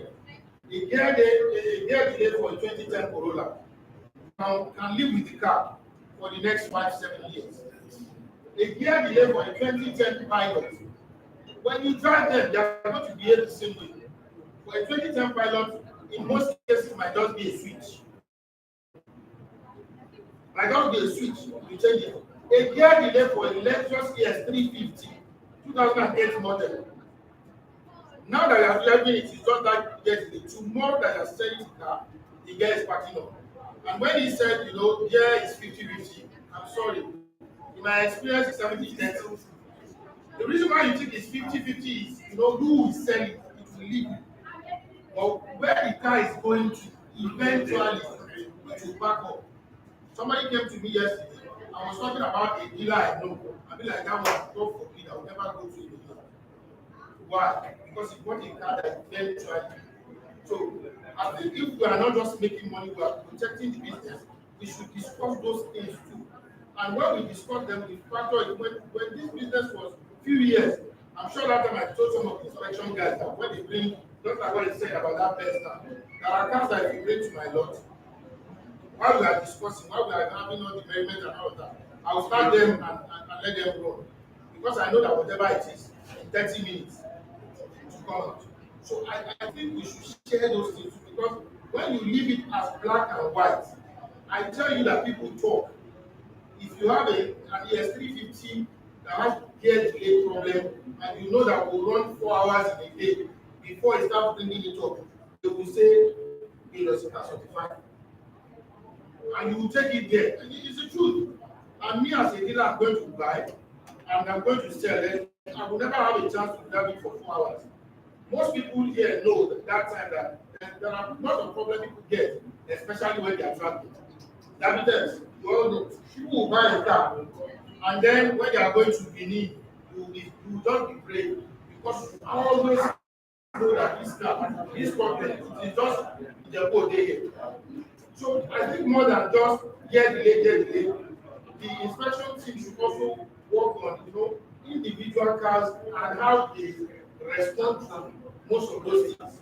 If a Corolla has carpet noise now, this Uber Corolla is doing, if you put your fuel, you will drive into the Duguri like that. And there are cars that, if you have that carpet noise, between this place and the Ikorodu is gone.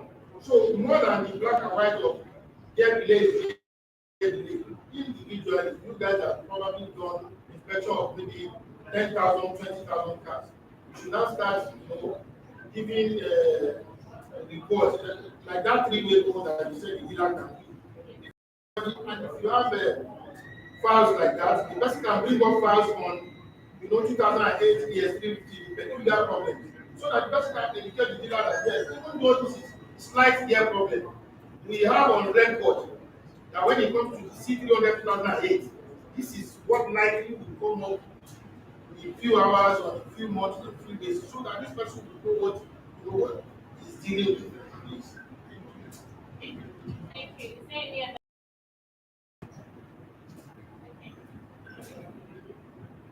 Like the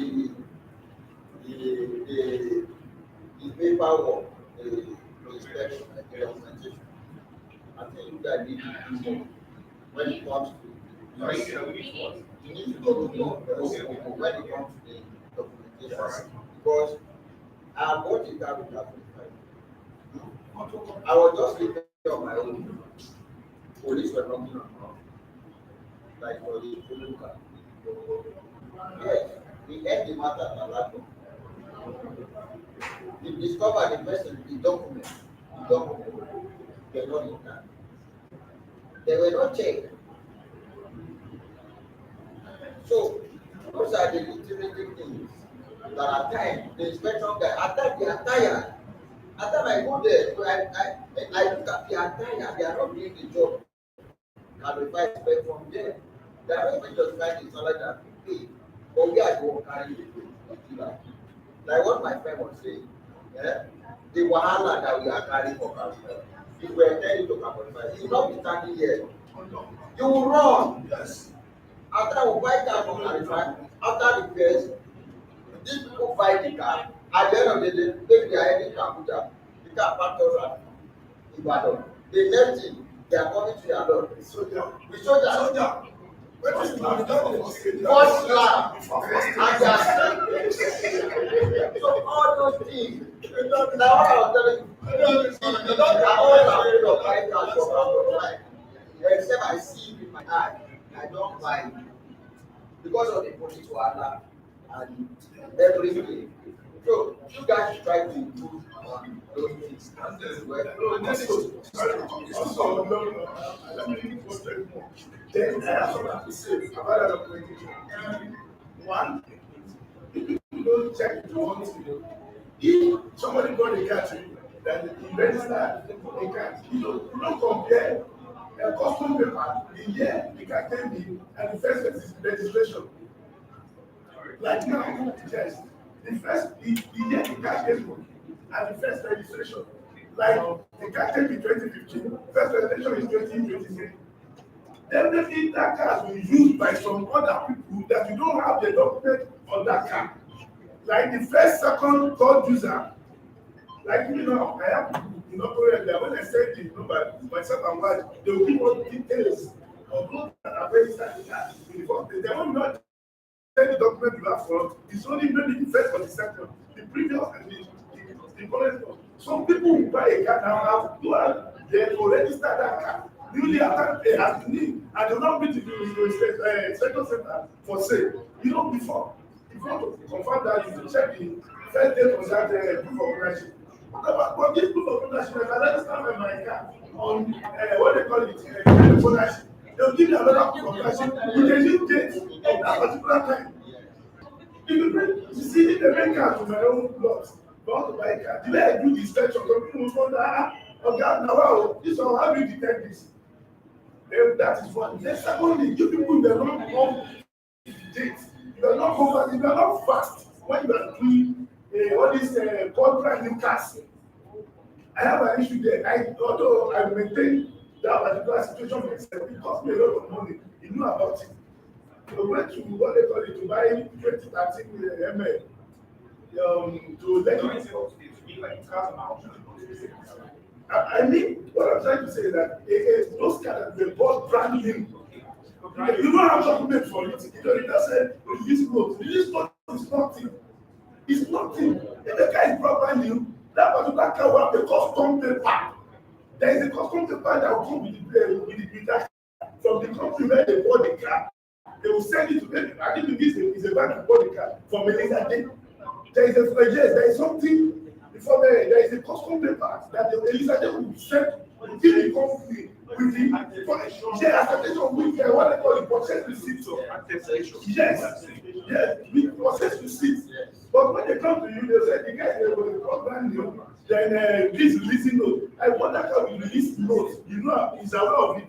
The people that will come to buy that came to buy the car from me, they were like telling me that is anybody can even have somebody in back. I can just say, my friend, this car don't have, can you do this for me? And the man said it's not enough. But I was coming because I didn't know about it. It's not matter I take me on that particular issue. I have to make calls. I now send you they give me breakdown. Then I have to make call for the company. This company secretary now said, okay, actually give me like 3 days that they'll send you company where they bought ticket. It was not known that they give them a soft copy of the what they call it, custom something and the purchase receipt. And it took, you see, during those days, even because I'm desperate to have money, so at least I showed the car. Look at people, I will have come back to Cafe Fair. They are supposed to pay for all those things. I spent more than 300,000 getting all those things. But to the car was, they are taking the car to Abuja or something. When the car was on the road, when customs stopped them, they presented the leasing note, they called you. The custom people said, no, this one, even if this car was not driving, this is not an evidence. I don't send the soft copy. They sent to me, to them, they don't show it to that custom officer before they release them. Till now, you people are still buying all this brand new car with releasing notes, and that is rubbish. That is why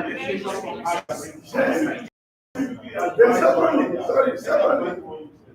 Mr. Bayo was saying something about overall intent to ask questions. See, thank God we, as a dealer, I always said that we are helping more that your people call at the inspection officer. If you are going to quote overall is when 18 has been worked on. That is what they call offer. It's not about when some. He said when some is opened. You see, I know that I can take better, this is not true to some. Sometimes I can change. It does not mean the engine is bad. Some, what they call it, when they catch it to buy it, basket, you can be opened and you receive, it does not mean the engine is bad. But if you are going to say overall, you should be confirmed that the top has been removed and the bottom has been removed. So definitely 100% that is telling you that car has been overhauled. You open the tank, then you're walking everything will be engine. That is overhauling. But situation has been happening. See, if we want to state overhauling, maybe there should be a bracket that quotes that the what they call it, the top gasket have been replaced. I will know that okay, when they confirm this, okay, they saw that they've sealed the top gasket. So that is telling me that the top gasket has been replaced. So I know the condition of that engine. Not that it just tell me over the car has been overhauled. I wouldn't even know maybe what exactly has done with it. like you say that the car is, the engine is bad, that's to say that they're not giving us any head to go ahead and buy any car like that. Then if you follow what he said, they will price you down and the price will be given you based on the fact that he said, when we see something like that, the engine is bad, and we offer you a certain amount for it. You'll be telling me no. If you shoot yourself, no, maybe I like you because you said, that is not helping us, and it's not helping us to technology. Yes, yeah, it is not helping us to that. If something is bracket, to show exactly what they see in that engine that made them say the engine is overhauled. Thank you. Thank you very much. Stop sending cars with the photocopy. Yes, you don't have to say car. Yes. When we do pay, It's rubbish. yes, how to pay for that. There's a lot of people customer. But the truth of the matter, I have that issue with them now. Because they can't, most of them forget now. Okay, so what if you remove, when you buy a car, what if you remove the original documents? My brother, yeah, you know that we can do that. So when you buy a car,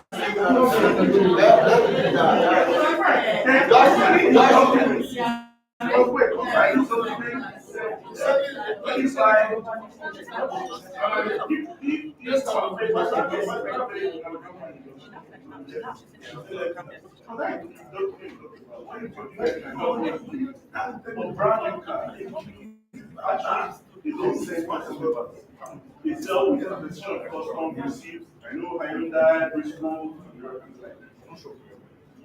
what you can do, because most of the time they bring those cars in bulk. So what are those cars? What you can do is, immediately a brand new car is taking this, and so then the application can start processing, because there's a better place to relate with Frisco, relate with Hyundai. Yes, I have contacts with you, I think I'm in a better place for that. So the way maybe taking this contact processing, I call our contact in Frisco. If it takes something from there, I'm surprised you get there. Just so this is how it depends on the year of the brand new car you're buying. There was a time, I think before 2010, thereabout, the release notes was sufficient. Then it got to a time, because they started cheating customs too. Then it got to a time they started giving manifest. So if you buy Ford Edge between 2014 to like 17 thereabout, you will see that it should be a manifest. It should have a custom paper that has all of those Ford. So you see the last 5 digits or so, you look for yours. Then when they started cheating through that also, then customer actually decided that each car must have its own custom paper. So what I'm saying is, before you handle this, you have to check what year the car was bought. There was a particular year release note was sufficient. Then they moved to manifest. It's the same thing of what I've said, that when you leave a space in Nigeria to manipulate. So when custom was giving, husband gave release note, this becomes decided in advantage. Then they went to manifest. Now it's not manifest. Now customer said, if the decided brings in 200 vehicles, for example, now, you must have, so you need to. I'm not saying you should put because I may not know this year. So you can actually go and get those years, how they have changed, how they have evolved. So that. Then what you said about ending over, I will go back to that transition thing. We all know the problematic engines. If you tell me that a Camry 2012 overall, I can buy it. If you tell me a Sonata of 2007, 2011, even if you tell me it is not the song and they change the metal, so that I'm saying you also need to educate people. I don't know, I think I've had a discussion with you before when I said, that I know a center that if they write knocking sound, I'll say no, this center knocking sound is not knocking. Bring the car. So I think we need to familiarize around the individual behavior of cars. Maybe that's what you now put in that, in that report that is talking about. Any number of, if it is a Lantra, then maybe you can now put it there and let the person know that the severity of So that in the Elantra, our year in you understand? So now we mentioned more like technical related issues. For like very fast.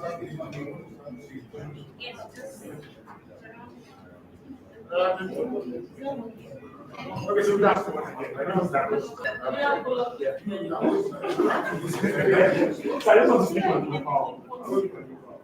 yeah, so very good idea, but so first of all, the inspection report doesn't stop at dealers. Yeah? So the good thing, like Larry said, not all cars come on auction. Because the pure women, all that cars come on auction. But now we do a little bit of negotiation, let's say, before some cars come on auction. Like those ones that don't come on auction go on the website straight. So we put overall severe and this thing. Our dealers here can understand it. But on the global or the general level, it won't work. So that's why we introduce this at some point where have access to us and just point kind of thought communication between dealers and centers. Right now, we are trying to bring it back by what you said, bring the same report. Yeah? What we need is continuous education, improvement, modern vehicles, specific kind of training. But we also need to, as dealers ourselves, we also need to be aware, thank God we are the ones who telling us this thing. Because we also see cars where, for example, the state, okay, I don't like to say because 70 death. So there are our dealers that will write long delay, the chemistry, surge, sleep, write everything, and they will buy like that. They know they are taking the risk. They know they are taking the risk. They drive it from Island to maybe Ikorodu. He didn't enter reverse again. So the inspection officers don't put it in the report. So to an extent, looking at it from side, the dealer is that's what is expressing at that time. But in terms of education, we all need to also familiarize ourselves with these terms. That's what I'm saying.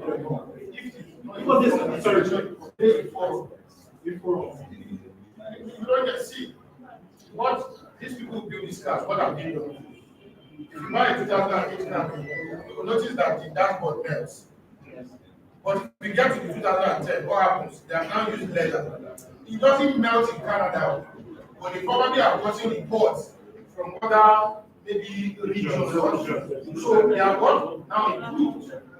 So like that, you know, something as simple as, let me tell you one funny thing. If you want to drive a 2010 RS350, you will notice that to put up the AC, you have to go 3, 2, 1 until you fill it up. When you get to the 2013, they now design a button to put it off directly. So there should be like a forum also where, you know, the business drops this thing because you have all the inspection and all of that. So there should be like a forum also where you are telling people that for a Sonata, for example, for an Elantra now, and you are telling that you want to change the metal. Maybe 5 years ago I would agree. But now just take the pain and say, no, don't change the metal, change the engine. So you see, what my staff and maybe dealers who are training under me would enjoy is that they will not learn through experience like me. You already know that what I said, if they have fixed a Elantra engine before and they need to change the engine, just buy the engine. So there should be like a forum like that because again, you are talking about experienced dealers. But you also want dealers who are just coming up, who are coming into the business and want to buy. What do you want to do with them? You want their business to die at the beginning of their relationship with customer. So you should have that forum. Yes, you may not be able to put it because the customer is seeing it that if it's Elantra, you will be thinking about it, changing the engine instead of just maybe a forum like that can also. So let's go by making suggestions because I know currently buyer does screenshots, put some text, but do not make a specific form of education. Well, we are not too sure everybody has time to open those things and read those things. So I want to ask you what's the question? What is going wrong? Except again, because we always different. Again, maybe on the inspection maybe on the app when you're dealing. Maybe there should be a place that's only open to dealers and not open to consumers. The person who is sitting down at the center who is checking out. Then also, like you said, you see, you can buy with this. Inspection officers, all inspection officers with the dealers, let them build the kind of platform whereby let's say if I want instant response to the problem I have with the car that I want to, if I just go to that particular way, I drop it there, so and the inspection will be able to respond back to me. Does not mean maybe because that particular forum is for inspection centers, officers, and dealers. So we can tell you know what you like. You said we made mention of some cars now. Like me, I know some cars that you tell me JDB, I will buy. Yes, I will buy. If you tell me not this sound for some certain cars, I will buy. I know okay. I love that. Then you tell me ordinarily non-stop frequency some cars. I will not buy. I will not even go there. So because we at the end, we buy, we drive, we test, we sell. So that's why we are more experienced than you. I'm not sorry to say that we are more experienced than you because we operate with the car every day. We buy, we drive, we sell, we repair, we do a lot of things. We are familiar with those cars than you. So when you get there, at the international section of that particular forum, people can always come up with some cars, name cars, give you what you look at. This is where you are being inspected for such cars. So what, I don't know, some dealers, we very done something like that, but we can't do that to sellers. So that puts the two inspectors. So they've done it in 2 areas. So for example, each of those should familiar with internet. So each of those stages have a technical review. So for example, familiar with Aki. So we've done it like that. Probably like Ronald said, some of this information go around this. Because each dealer has a lot. And each lot has like a territory. So we link each dealer with somebody, a technical person managing. So probably what we do now is maybe those technical people reach out to everybody. So you know that if you have a question, this is the person I need to. So that person can even call the center directly or you ask some questions. I got that before I tell them to me. Thank you. Thank you very much. So I want to believe that we have any terms of what we want and what we expect from classified. Lastly, before we go, we just have like 15 minutes to end everything. And within the 15 minutes, we want to spend 5 minutes to talk about customer relationship. And then we use 5 minutes to take pictures and then we're done. So talking about customer relationship, I understand that we are in our individual business relationship. We deal with customers every day. We need to be able to relate to these customers well because these customers help in terms of referral and what have you. So the head of bookings will come and talk to us about customer management, customer relationship management. I just do this for 5 minutes. So just give us time for 5 minutes to learn anything about our customers. Round of applause for Chika.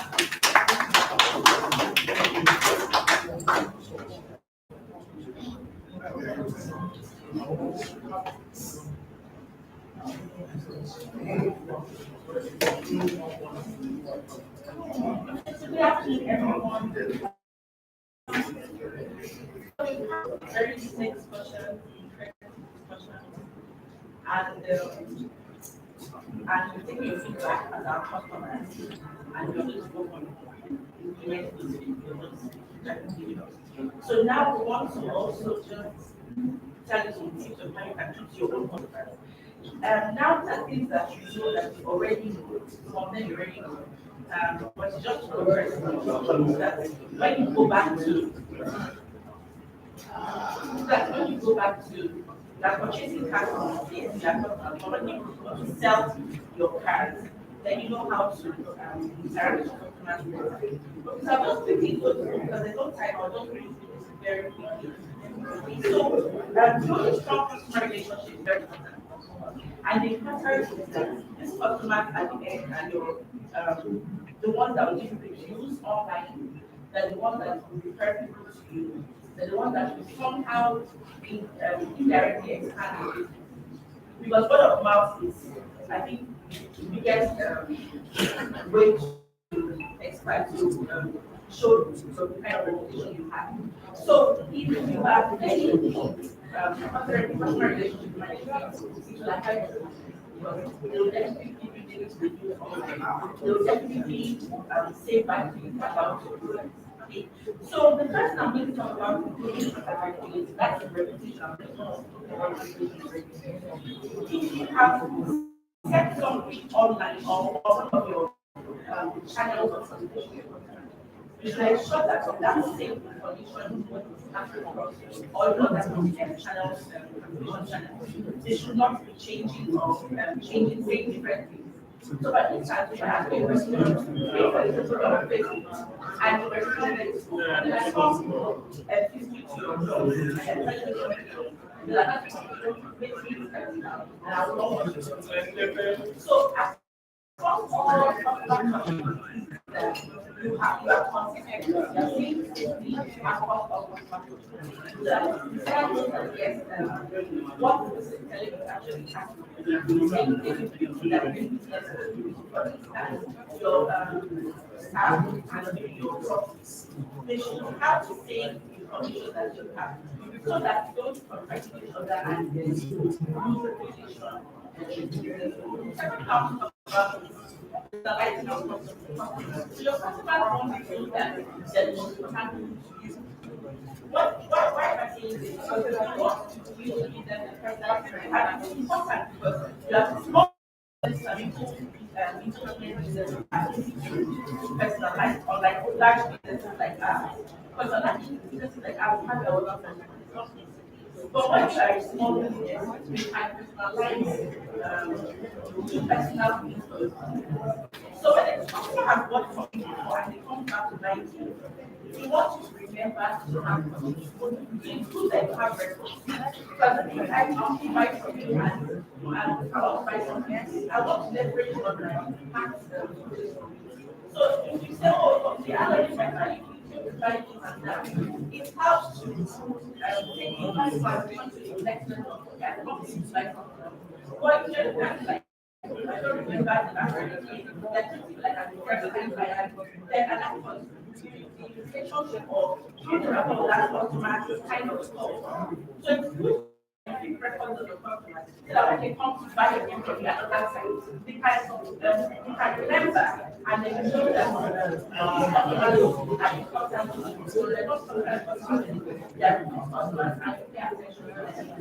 so provide them with customer resolution and responding to inquiries time. Across all different channels we talk to your customer, it's good that respond on time of your inquiries. Secondly, you resolve issues on time. Because that's what we that we want to for the next person. If you don't respond on time, then now the options for those customers are lost or like before. So the customer will just check one time and for the account by the dollar and that's sending that. And if I send you a message and you're responding to the messages, I'm not and that happens mostly all the time. So you have to regard your online presence jealously. If you cannot do it yourself, then it's easier to get someone that can help you look into your online presence. And you can use simple customer relationships to help you do that. So for example, we have what we call fresh very simple. What's for the fresh box solution? What it does is that it helps you manage all the different channels of customer communication. That means if your social media, Facebook, your phone calls, your messages, you have a website, you can all take all these different customer components and use into this one solution so that the person managing it can respond at the same time. You understand? The same thing with your product. If your product wants that information, it fits into that CRM solution. So you can get something like that, very simple, so that it helps you manage your customer. The same thing with chatbots. Fresh also helps with chatbots, meaning that there are a couple of customers that do not ask you questions. They'll ask questions out of and the normal response to them. sorry, we are open 9 to 5, but sometimes that's maybe on chat, for example, WhatsApp, you see a response like open 9 to 5 and all that. But if you something like chatbot, that will respond to that customer's inquiry. What that chatbot does is that you check what the customer has, his keywords. You go to, for instance, maybe you have a portfolio of tasks, and pull out what similar to the customer and give that person the response. So that will continue the customer getting responses from you, if you're not responding to something. So those things work because at that point, they don't have customers. There's some people that do not have time to shop at times or after a coffee, and you still engage those kind of. Okay,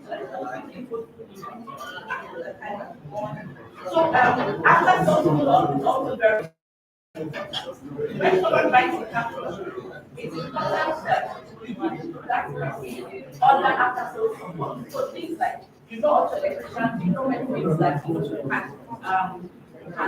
direct that person to the issue. Because when you buy something from you, they feel that you're not. So for instance, if I company that needs to I inform about that. It's not a stop at just showing people you you post that and saying you can use social services, they are reliable. So at that point, then I know that you have covered everything covered of after sales service.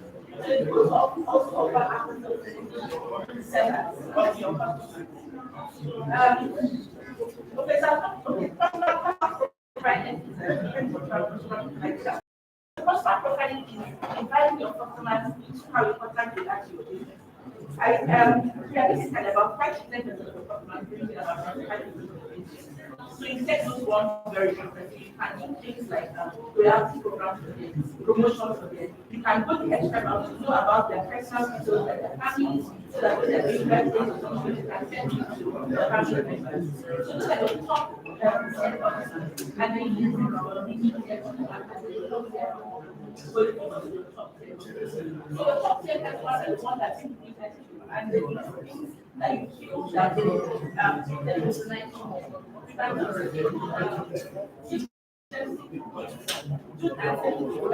cashback. I didn't give how much is that cashback. And that cashback is for a period of time. They'll try to come down.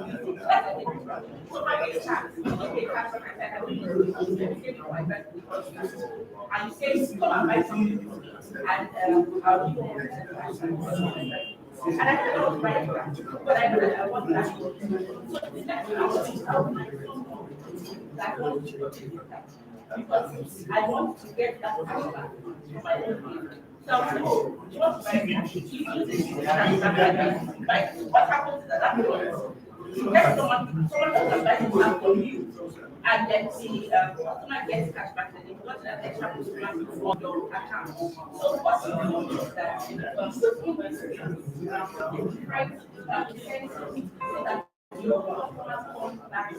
come back over and over. There's no time to but you can just check out single therapy sessions. Thank you very much, Rita. Thank you so much for listening to us and thank you for coming. We have come to the end of the again, and the time for us is now picture. So I'd like us to join us outside so we can take pictures and call it a day.